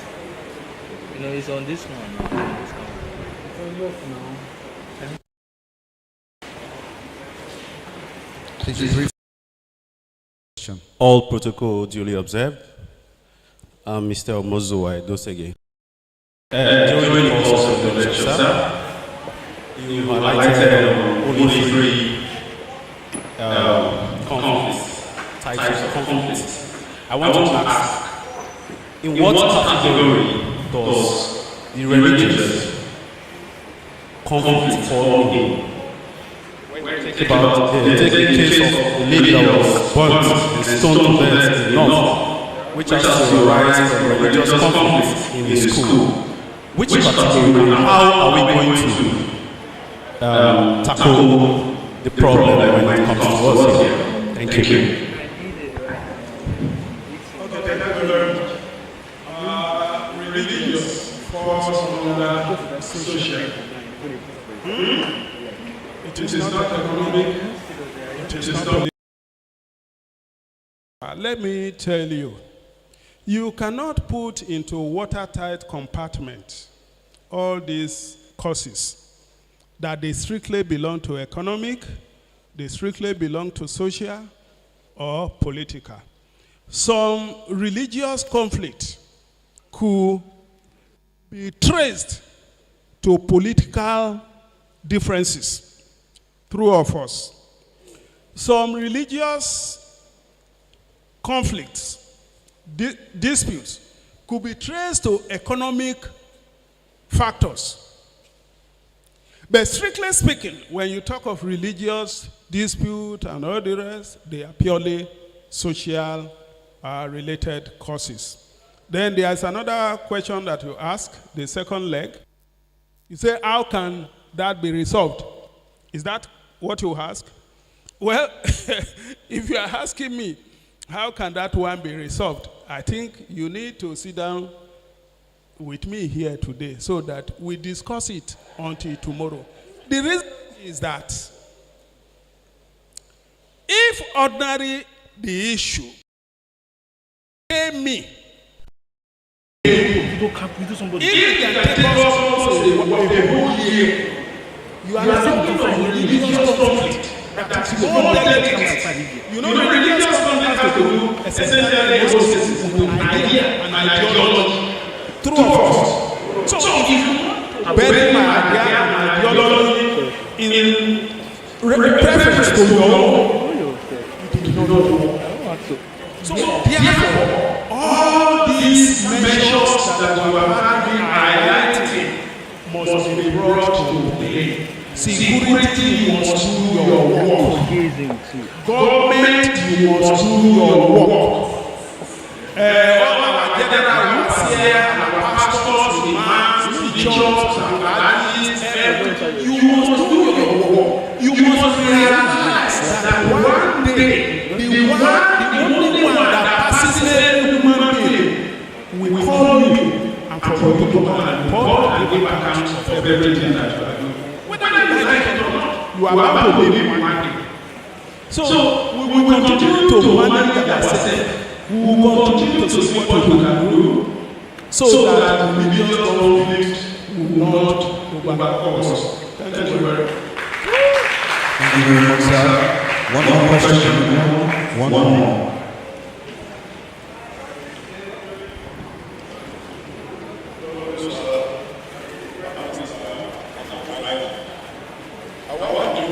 Nonsense. Play in the resolution and conflict management, which affect the entire society in the modern time we are. Thank you, sir. Thank you very much. You are setting another question for me out of syllabus. Yes. But I think I want to believe that he's thinking. You know, the topic to me has to do with the role of security agencies. However, let me tell you, but he mentioned something. He said the role of tradition. And they didn't complete it. Traditional rulers. Are you correct? Oh, traditional rulers. They have a very fundamental role to play. But the problem is that are we utilizing them the way they are supposed to be utilized as it used to be in the past? Are we using them so? There's a situation where one the can just say, I don't like your face, no smile. When I was giving this, you have to grab and come up. This is one. Can that go ahead to enable the traditional rulers to do their job? I think think the answer is no. But we need to recognize rulers as the custodians of our culture, of our tradition, of the one that are serving as our leaders, our elders in the neighborhood, community. Let the traditional rulers also live up to what? Expectation. But politics, economic work, stomach infrastructure, and so on and so on, but actually destroy all these things. Please celebrate our speaker, Squadron Leader Oyegoke A. Olajide. Thank you very much. We'd like to of Microbiology, Faculty of Life Sciences. Please put your hands together. I know we are tired, but please let's try to celebrate ourselves. Thank you very much. So we now hear from Professor Wajah, who will give you a brief remark.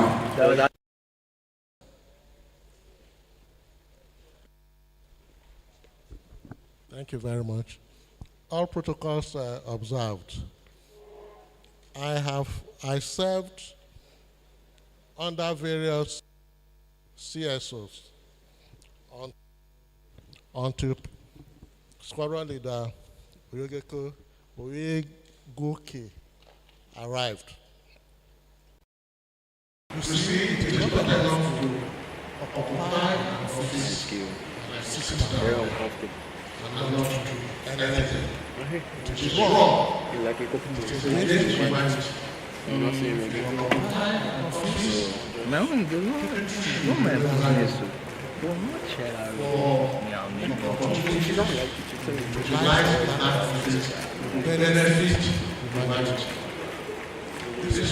There's no word I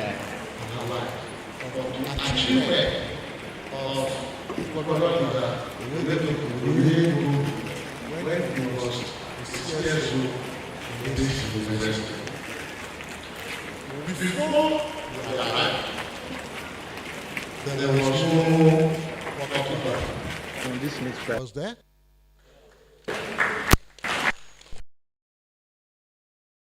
He bought walkie-talkie.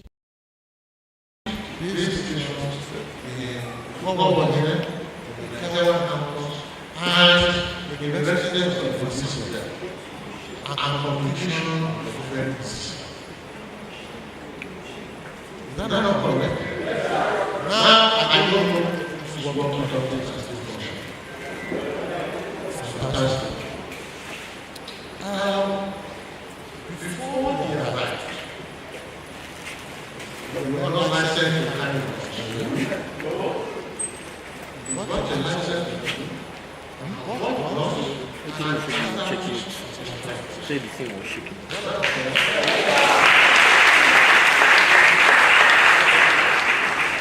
Similarly, if you watch the performance of the university, you will see people that are supposed to be surveillance units for you to know what is happening with each angle of the university, although they were not properly utilized. And up to now, we are still underutilized.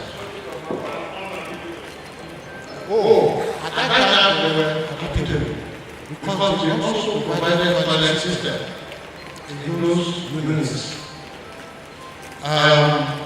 The one we use along the Capital Road, I think have found to into some form of use because of the new hotels that we use in that area. And I don't know if other scenarios we went to get used or there's no that focus is blocked. So this one is not. But there is no support. It was mentioned during Dr. Abbas's presentation and also slightly during the general's presentation. Don't try it. Yeah, you're plan. He introduced it in his mind, and there was a lot of opposition to the extent that some of you went to the national chairman there, Mr. Desani, to complain. And I said, our journey, because you need it. And you joined us, and we started the training exercise. Some of them complain that I have to tell but you need to be physically and mentally fit to be able to apply all these knowledge that you are being provided with. I think it was the mentioned the gift system which you apply. And there's supposed to be physical surveillance where, say for instance, along the primary road, someone is supposed to be, marching on that road. If you're not physically fit, how can you do that? And when you left, that program died. So please, I want to be sincere with them.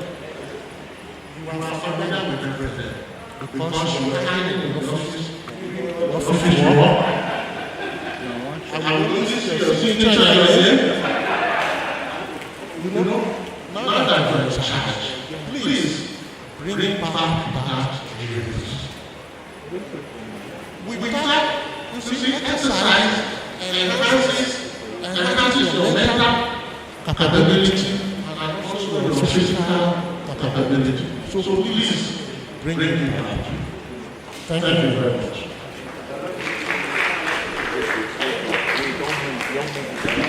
Please, a round of applause for our financial.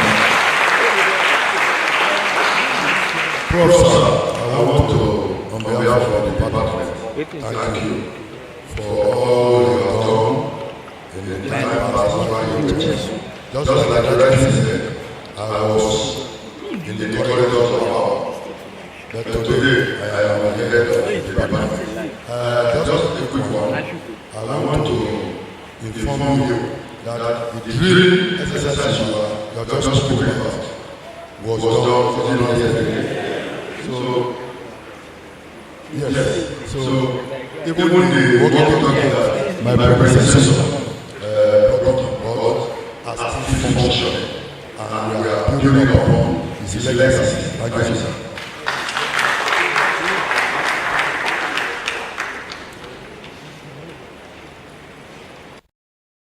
Put your hands together for our CSO. Thank you very much. So we'll now hear from Major General Charles Omar. Thank you. Chairman, distinguished participants, let me take a few from the last Chairman of Secuirty. I did say here before that you cannot give what you have. It's called had been trained over the period. So what he was doing was mere exercising what he already knows. So you need to be trained as a security personnel. And that's why I want to appreciate the brother for bringing this training period, or this song, as we call it. Some of you are just sitting down and just smiling away. This is a rare for you to grasp the lectures that we deliver to you. Someone was asking me about technology. What is your museum technology? We are talking of security agencies and you some conflicts. I mean, so please don't take this summit lightly. Don't take this summit lightly. Because they are telling every day matters a lot. The exercise we're talking about, he was training, he acquired, why he says that is what he brought to bear when he came to CSU. And all of you are praising him, that he done well. And that's what I man, he was also doing it. For the issue of conflict, there are a lot of conflicts. If you want to group them, they are very many. So, like I said, the religious conflict comes without solution. We have tribal conflicts, isn't it? We have communal conflicts. So there are many, but there are group to the things that the gentleman has presented to us. You can fill in the gap on all of them. But the issue is, how do you address this issue? He talked about conflict management. It's like somebody with diabetes. You can't cure it, you don't manage it, isn't it? When you have a headache, you can cure it by taking Panadol. So it's conflict resolution and conflict management. For the management, you cannot totally eradicate it, so you manage it. But for the resolution, you can find the root cause and limit it, and then it is resolved. What I want to add to this lecture is what we call ADR, Alternative Conflict Resolution.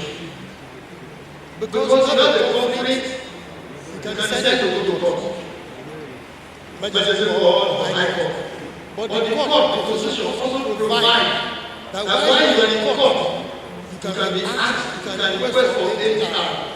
That is one to go and settle out of court with your person, and then come back to court that will resolve the issue. So, for you, you are supposed to be resolving conflict every day, either between students, or between staffs, or students and staff, or the people doing business on your campus. So, your work is tedious. Please don't take it like what you don't know, ask. Because the Bible says, no. Please take it very seriously. I am the Lieutenant General of the Army after serving 35 years. Yet, I am seated here to listen to lectures. And some of you have come, or some of us that here, and are not taking any notes at all. Please take it training very seriously. The general that gave the lecture, I taught him in one college. The other one I taught in college. So, but yet, I'm sitting down to listen to his lecture. I'm sitting down to listen to the lecture of my student I trained about 20 years ago. So please take the training very seriously and benefit from it. And you see yourself being a professional security person after this lecture. Thank you. Thank you very much, sir. Omar, thank you very much, sir. We'll have a four, and that's to do by a man I call the perfect gentleman. He is the chaplain of Saint Chapel. Please put your hands together for Venerable David Osaze Ekbenusi. He'll be speaking on the topic community-driven strategies in combating external and internal of cultism. Please celebrate him one more time.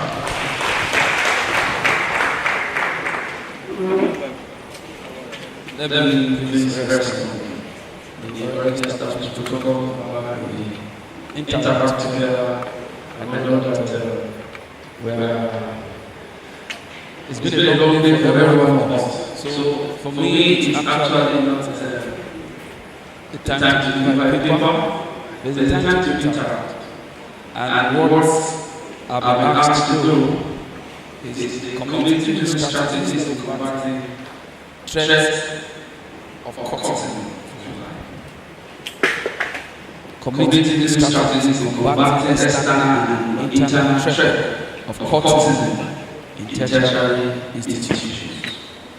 Of course, when we talk about communities, we are talking about the people with common interest and in particular area. I.e., the security community, the security officers of the University of Benin community, they have a common interest. Common interest is to ensure that there is peace. It is a combat institutions. And there are many particular places. There is a place you go to and then you find them. For lecturers, you can also classify them as communities. So you have mini or sub-communities in the midst of the larger community. So University of Benin is one whole community. And then we have other sub-communities inside the University of Benin. Even when we come to security officers, you also have different micro communities. Like you have the intelligence unit, you have the crime. So the smaller you become, the more common interests that you have. And then we'll talk about threats, we're talking about indications of something that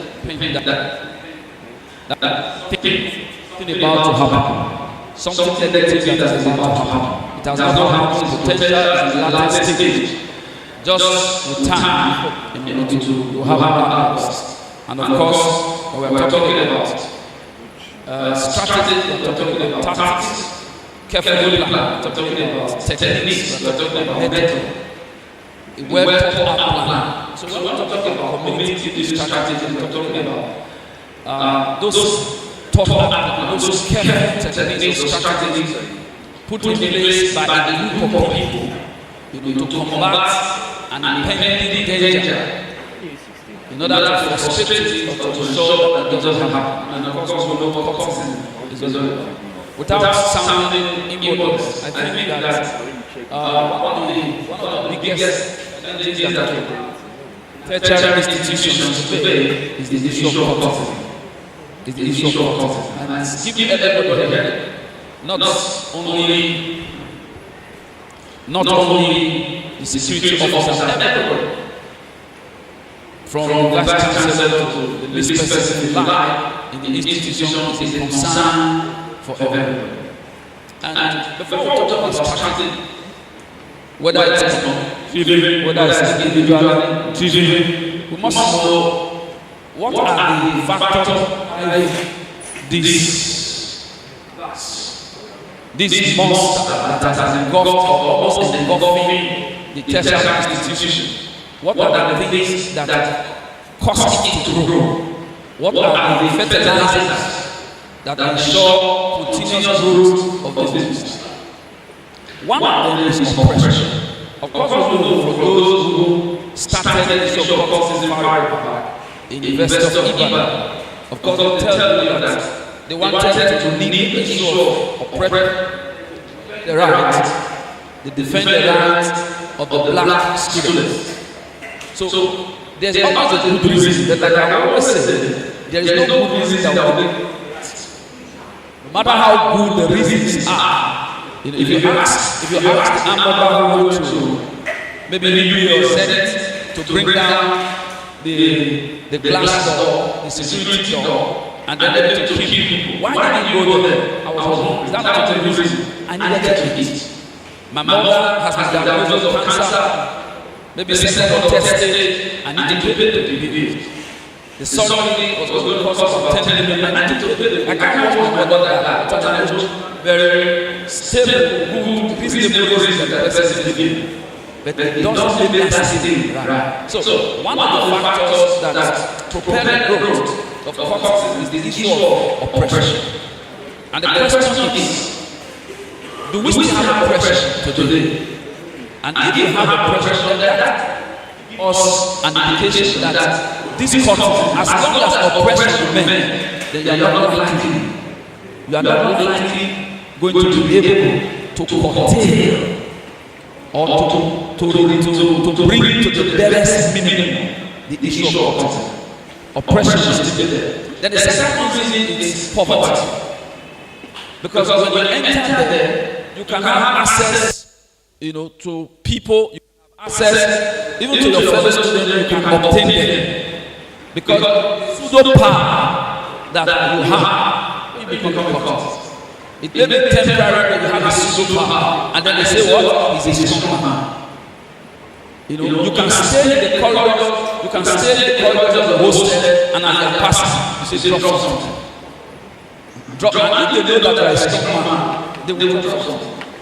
So courtesy can enable you to take offering without being ordained. So poverty is an issue. So do we still have issues of poverty? And as long as that is, then courtesy is likely to try. Then you also have the issue of political relevance.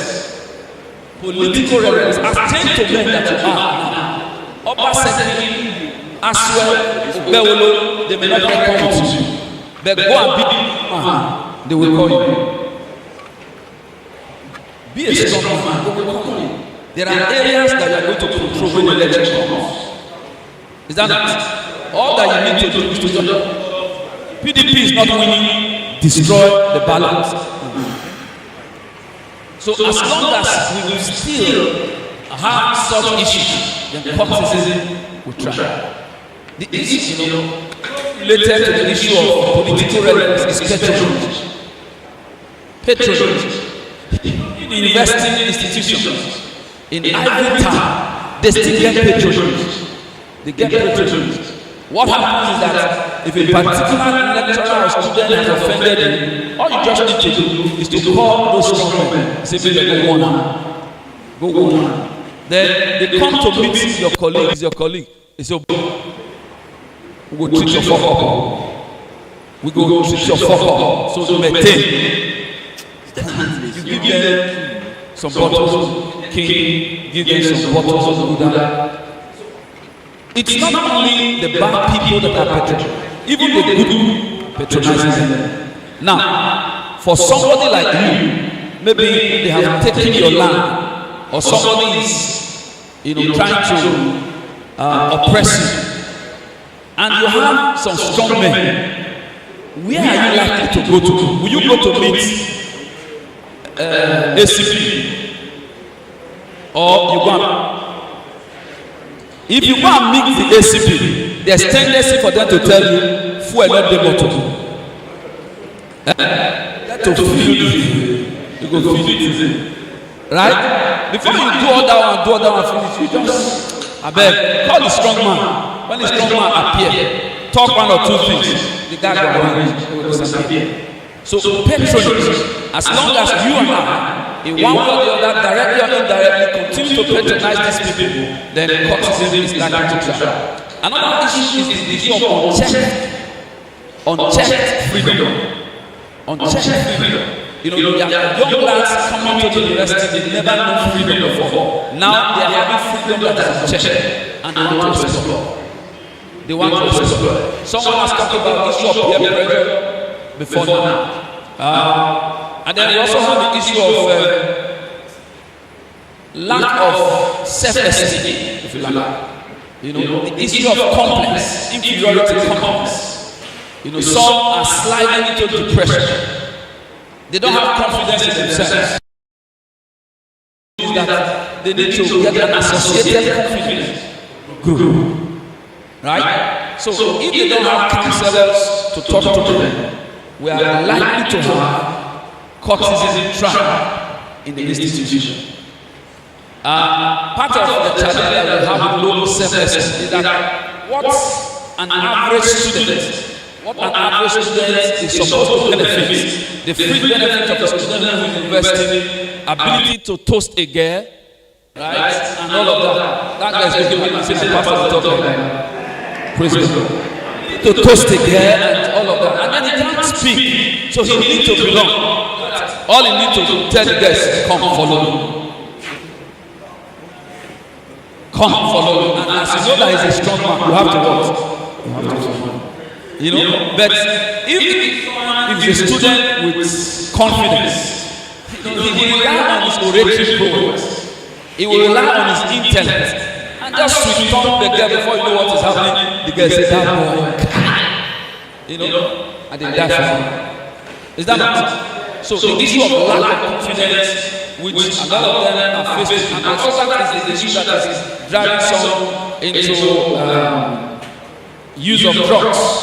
So talk about influence and affluence. You see, now another issue is it. With the you belong there, you have access. You have access. Even the lecturers, if they see students like me who do not belong. I remember those days. I entered the office of 30, or 2 less than 10. And so I entered university. Even then when I was in university, they used to call me pastor. Even the fact that I was being called pastor, the man still drove me out of his office because he was busy caressing a female student. But if I was a strong man, as I entered, oh boy, come, sit down, he will give me drink. Right? So belonging to God can give you access. So some of these things, you go to dean of students, even the vice chancellor's office, you may get access. Even if we zoom it out, this even if it's not, maybe if it goes to dean of students office, when there is shut door to other people, what do people want? Because they are afraid they don't go right. So when they see all of these things, right? Now, these are still not exhaustive. So if these are some of the things that cause coxism to try, what are the things that we can do to combat? They have a lot of threats. When they just started, we didn't think that it was going to be this disaster. We didn't think that it was going to be that to the peaceful coexistence of the student lecture, we didn't think so. And when we started, we also going to say, well, identity key. Right? We had those things that happened, towards the end of last year, especially to the early part of this year. There were some that when they didn't see people kill their brother. There was some that when they didn't see the person, they killed the brother. Right? We used to relax, say that they don't kill the brother person, but Christ is not that. And that is the reason why we need to be on our feet to combat some of those things. Yes, we understand that people are a few percentage, little percentage are forced into coxism, but because when you category, I did say this, another thing. The issue of, I talked about, right, poverty related to people want to now get rich quickly, enter into 411, and in doing this, advance free flow. They need somebody to pick money for them. Is that not? Somebody needs to pick money. They call Azam. They need to pick money for them. And if strong man, another strong man will do you. Right? So for you to succeed against the Azam, you need to be strong. So that if they do you anyhow, they see anyhow. Right? So these are some of the things that happen. And then for, let me say one that may concern you. When these guys who are not strong men and they are controlling some money and what when they are passing through the gate, money sir, small boy will reach up to him, money sir, your voice is involved. Because he says drop something. You are telling the child to drop some students. Right? And then when I see that these nefarious people are being given such accolades and place of recognition, is that not temptation? Temptation. That would be temptation. Then again, they also do temptation. So let's talk about the threats that the potential, the threats that they have from that kind. It used to be them. They won't hurt that person.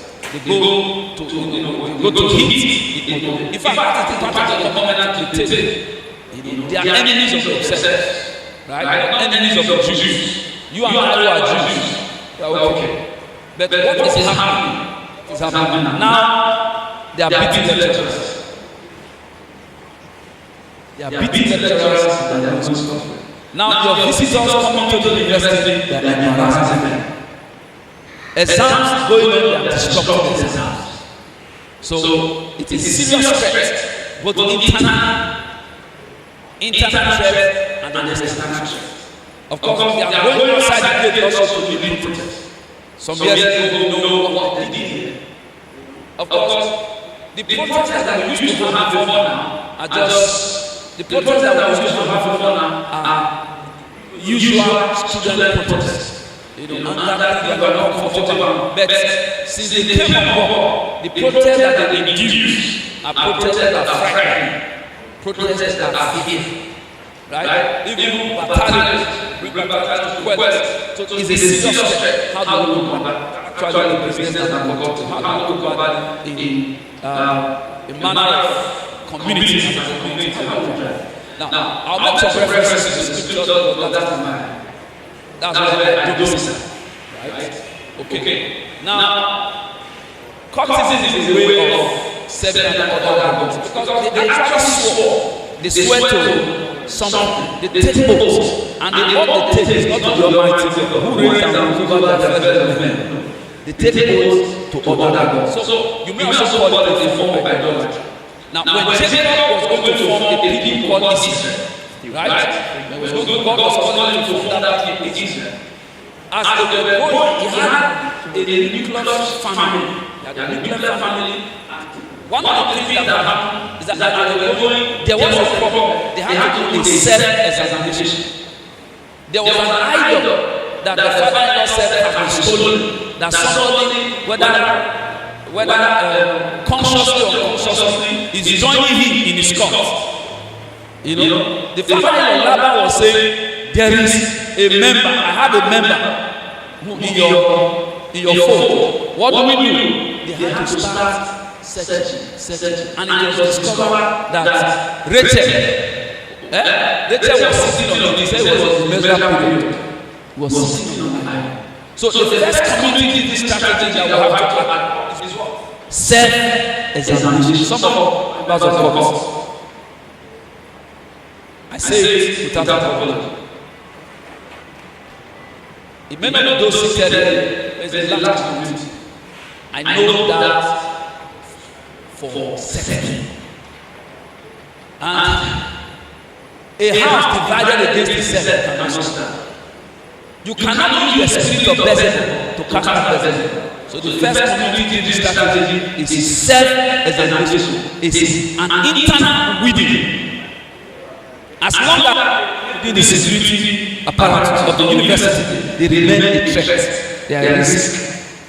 And all the things that we tend to do will maybe going backwards. Am I communicating?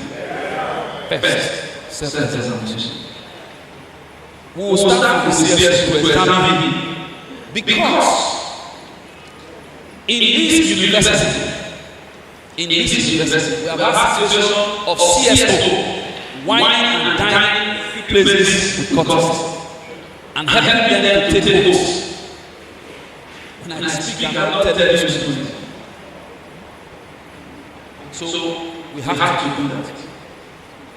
Now the second thing is that as a community, let me just take you to another passage of scripture. In Acts of the Apostles, I think chapter 23, let me begin to read from verse 12. There was a group of men fought with the courtiers, and they vowed, they said they were going to kill Paul. That if they don't kill Paul, they will not eat, they will not drink. Went to fast. They were courtiers. It was go and carry out action. But it was one small boy who reported the matter. So community strategy is if you hear, don't keep quiet. But like I said, this second one on what? On the first one. Because if you don't know who you are talking to, you can say the rest. Say we don't want to do anything. Report. And then you now become at risk. Now, the third community strategy is a form of suspected vigilance that we need to have. Second Samuel, we have another courtist who caused disaster in the reign of David. And David was angry because of what the man did. And then the man went after the man. And the man ran into a particular city. And the people who were coming to kill this man, they wanted to bring down the whole city. He was standing on the mountain top. He was on an elevated position and saw the man cut the man, why will you kill his entire city? Because of one man. What is the problem? Told me, this man, this is the problem this man is causing. So don't worry, we want to fetch the man out. And they bring the man out and they kill the man. So that everybody will have peace. Everybody will have peace. I've talked about these three issues. I've talked about the first, self-cleansing. I've talked about the issue of exposure, reporting the issue. I've talked about unsuspected vigilance. There are key persons because we must stand and shoulder above these people. Right? Our vigilance must be super. Not the one that will tell us, oh, people, they are operating. You know, they are obtaining some student, for, and then the next thing from NDC. Who are you listening? You are afraid. So that before you don't let them don't come out, you not go to my wahala. Stay your lane, let me stay my lane. Day your day, let me day my day.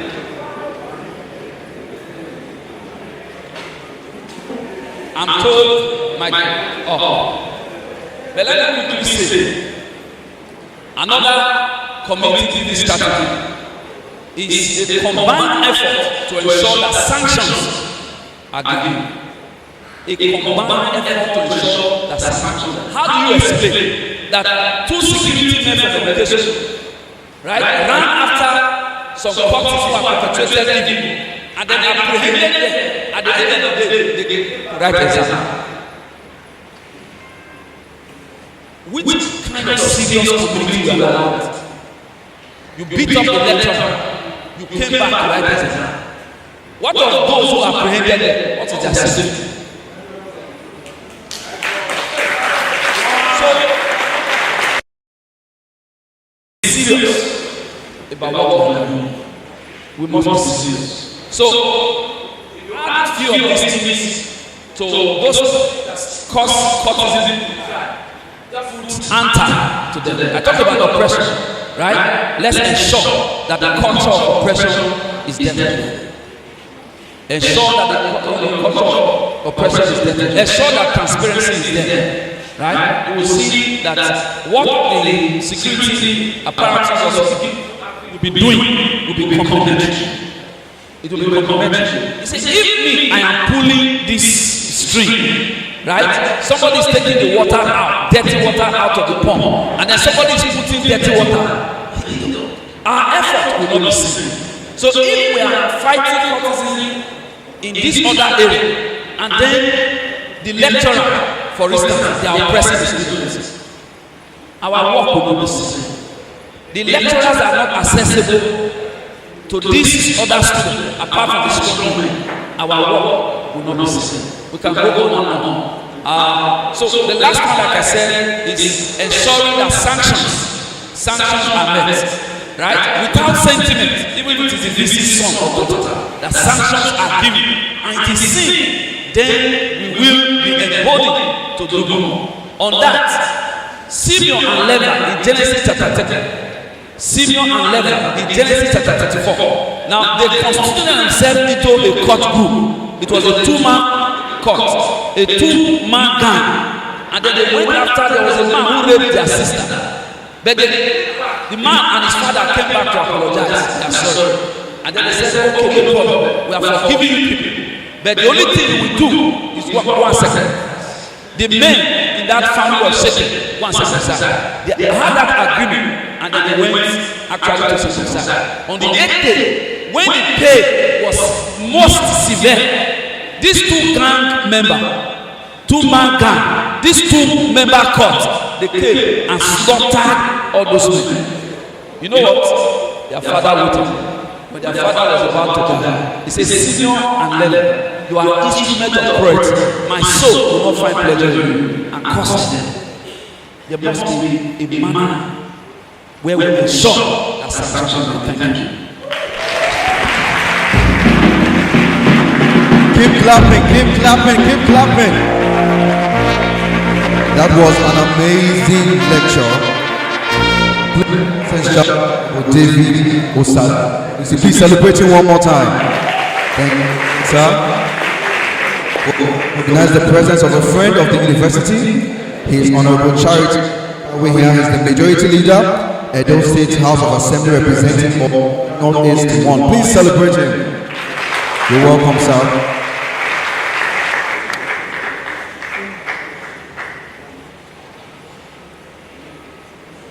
Okay, we'll give Honorable some few minutes to address the people. Sir.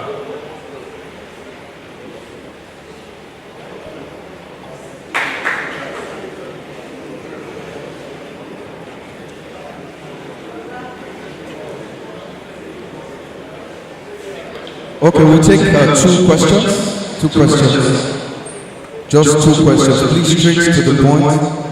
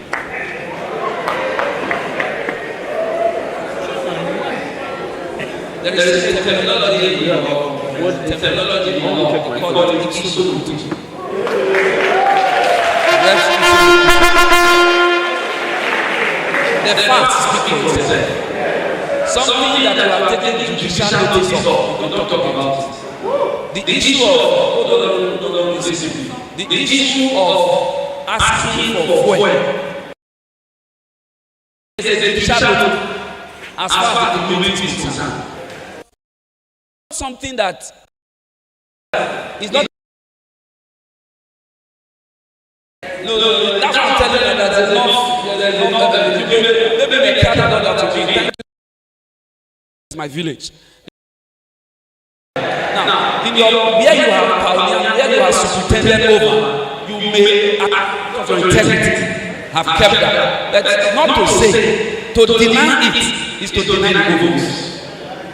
That's one. I have called police from the distance was up to about 1 kilometer. They requested for fuel. So I can come here and tell you what is not correct. That's one. Then the issue of siren, I actually did not talk about it. It was not a general statement. I was actually referring to this community. To this community. The kind of church in this community is different from the kind of church in the outside world. So we are saying that there is a distress call, maybe we hosted. Right? And then this person are supposed to be apprehended. It depends on the why you are going, for that mission. If you want to actually have someone, are you going to tell the person that you are coming? No. So the issue of why the government puts siren, it means that maybe you do not know why the government says. Now, there's what we also call community policing, or sufficient policing. For instance, when it is good for somebody to know that policemen are here. That is to deter crime, right? But not to apprehend. If you are going to apprehend somebody, you go tactically, strategically, right? But if you are going to detect, if you are going to disabuse or discourage the crime, then that is when you be blowing siren to tell them, don't act. Nothing has been done. You are going to apprehend somebody. You are blowing siren. I beg your pardon. Thank you very much, sir. Thank you very much. We'll take one more question, just one. Please come forward. Are you please come forward? We'll take it. Please, sir. Please come forward, sir.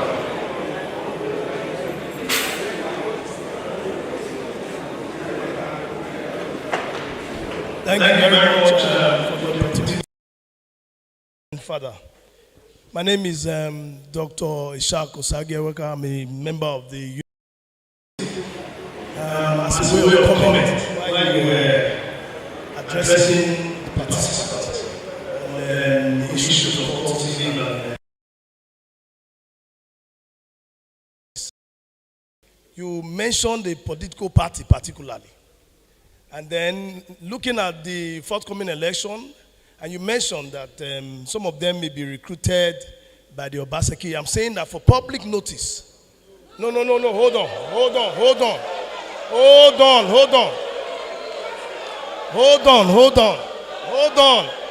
on, let me finish. Hold on, let me finish.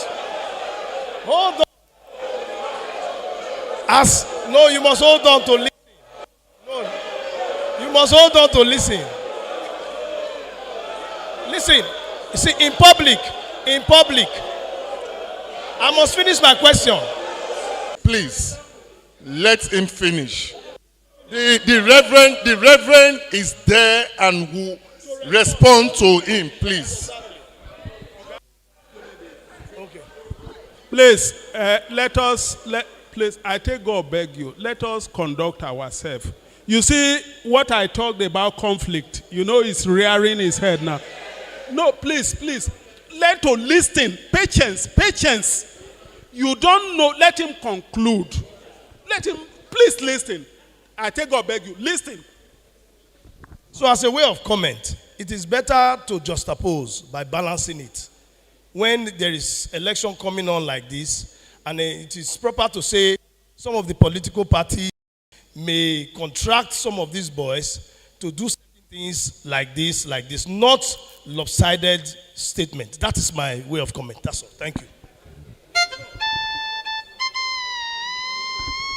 I need to correct that. I think it's a misconception. Now, Obaseki is an enigma. It's an outside of the political party, and that is PDP. Open as it stands now is an outside of the political party. That's the basis. And these are two gladiators. Two major political parties. And I mentioned that and I mentioned this. But that you picked one and then kept quiet about the other, it means that you deliberately wanted to misconstrue me. Thank you very much. Thank you very, very much. Please celebrate our venerable Egbenusi. Celebrating, please. As an alumnus of this school, we are holding the light up high. The speaker, Edo State Assembly, Honorable Desmond Babaku, is a graduate of the University of Benin. The Deputy Speaker, Edo State Assembly, is a graduate of the University of Benin. The Majority Leader, Edo State Assembly, is a graduate of the University of Benin. I can go on and on. The reason I'm saying this is that be rest assured that when it comes to washing your back, as far as legislative business is concerned, because even though it's a federal university, it's on the state land, and the laws of the state operate. So we do everything we can to ensure that the quality of law that is made is reflective of the training both in learning and in character. I will also encourage us to know that, because this is one of my major mantras, that is an inclusive governance system. We are just 24 members of the Assembly, for example. The governor and deputy governor don't like to put 6 elected personnel to rule the state. We are not able to do that without your cooperation. We are not able to do that without you telling us what you want. And that means deliberately you must take cognizance of the running of government. It does not concern me is what landed us where we are today. It is government owned. It is not my own. There is nothing that is government owned, because every policy of government affects you directly. A single statement at inauguration is the reason everybody is fighting and moving their left on the ground. A single statement upon inauguration. So I want to beg all of us to, even as security personnel, pay more attention to political happenings around us, because that is going to establish the policy that will determine whether you are living well or not. Once upon a time, with 1,000 naira, you buy a full of goods. Today, if you give 1,000 naira to a small child, he will know you be able to show appreciation, because you can barely buy him a biscuit. So we now have volume of money with less value. We are fighting for minimum wage to be increased to 1 million. 1 million naira. How much can 1 million naira purchase? That is what will matter to us. So I want to beg us. I'm very happy at this kind of security concert. I want us to do deliberate training of our security personnel. Like the way UniBen security personnel conduct themselves. I've been here severally. Yes. Yes, I must commend you. I've come here severally, and I've never been disrespected. The tendency is that once people put on uniform, they want to exert power. It is only in this community I see people that are putting on uniform, doing so in a decorous manner, in a very polite way. And I want to encourage you to continue in that light, because almost always you are the ambassador, the first ambassadors of this school, from the gate down to the various faculties. It does not remove anything from us if you treat people with respect. Not at all. It actually enhances you. It means that because you have value for yourself, you value the other party. So let us continue that light. Let us treat these children that God has given us. Not many they are learning. They will be more educated than their children. Look at your age differential.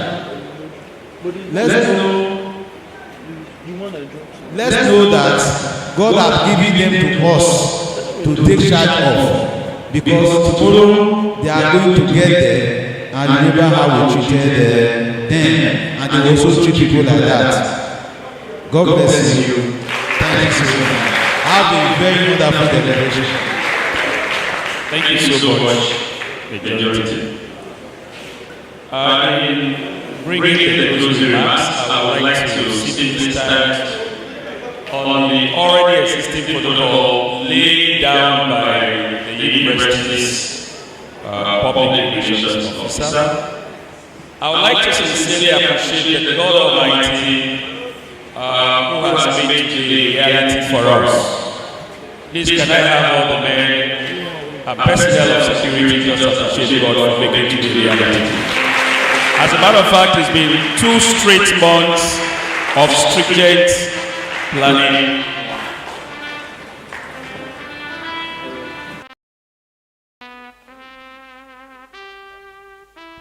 It's been about 2 months we thought of this training, and in the last 2 months I can tell you vigorously this local organizing committee, heavily led by myself and other team members, will be working tirelessly to ensure that this program actually holds today. So we give God all the glory for truly making it to come to pass. I'd like to start the appreciation this afternoon by appreciating our transformational Vice Chancellor, the person of Professor Iwetia Salami. Please let's appreciate her, even though she's not here and her rep has gone. First, for giving us the opportunity of putting this 2024 Security Summit together.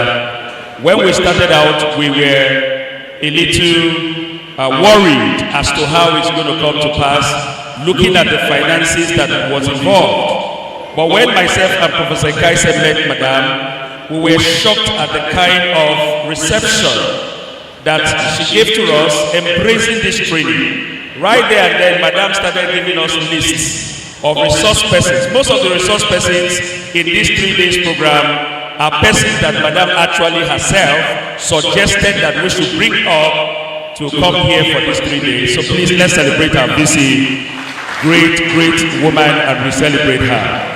I'd like to sincerely appreciate all our resource persons who have taken time out from their busy schedules to be here today to give us these wonderful, enlightening lectures. Let me begin by celebrating General Morige, who has been here right from the beginning of this summit today. Let's celebrate him. He was here very well on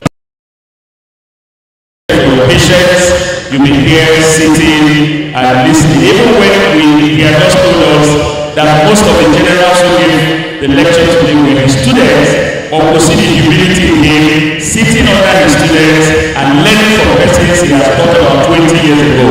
One more time, let's celebrate him. Let me also celebrate Quorum Leader Oyegoke for your time too, and for the that you have given us. Thank you so much.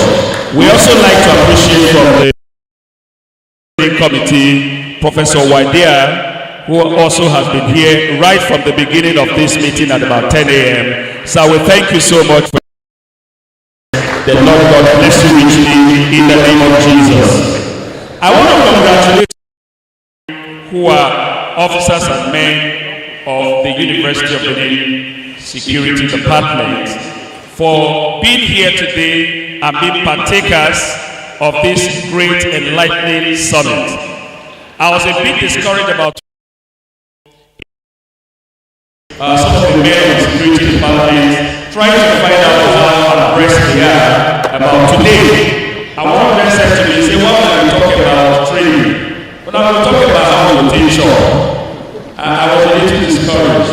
And these are persons who will not know the efforts from our own end in ensuring that this capacity training comes your way. And as a matter of fact, most of the things we have learned today are things that are going to remain with us. Tomorrow, many of you will leave the security department.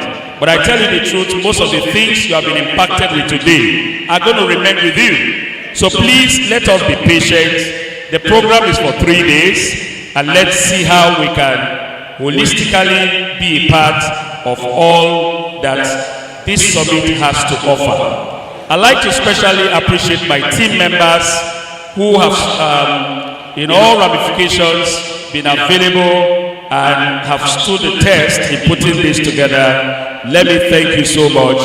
And in appreciating my team member, I must sincerely appreciate Professor Kaise. Let's celebrate him, a visionary leader who has carried all of us forward in no small way. I'd like to also appreciate the Kosodi community, ably represented here by some elders of the community. Please, let's celebrate them. They came even before time, and they have since also been here for this very important meeting. Let me announce that tomorrow's conference and we're not going to be using this venue because we have an inaugural lecture tomorrow. So we're going to be using the indoor sports hall for tomorrow. And the time is also 10 a.m. By the grace of God, we have seasoned resource persons who also will be coming here tomorrow and on Friday to be a part of this 2024 Security Summit. Also, we are making arrangements from our own ends to see how we can compile all of the lectures we have received today, tomorrow, and even on Friday to make them accessible to you, either online or hard materials. We're going to see how we can do that. And once we are done with that, we'll let you know how to access it. So one more time, I'd like to thank you all for your time. Thank you for your patience. God bless you.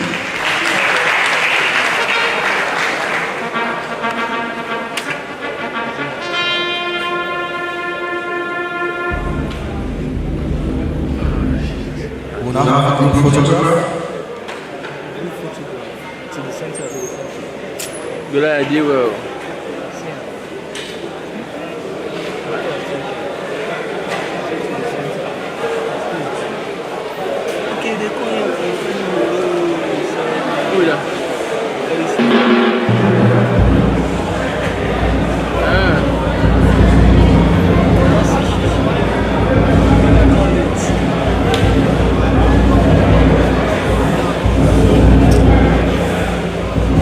Please hold on, please hold on.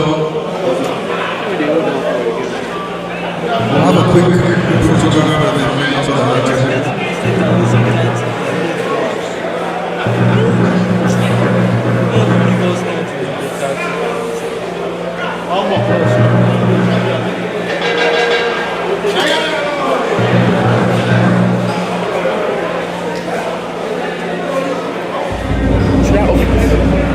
I should off it.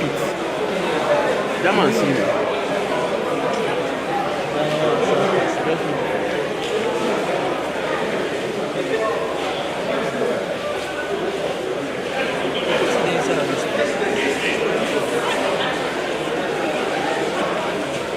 LOC members, please wait behind after this event.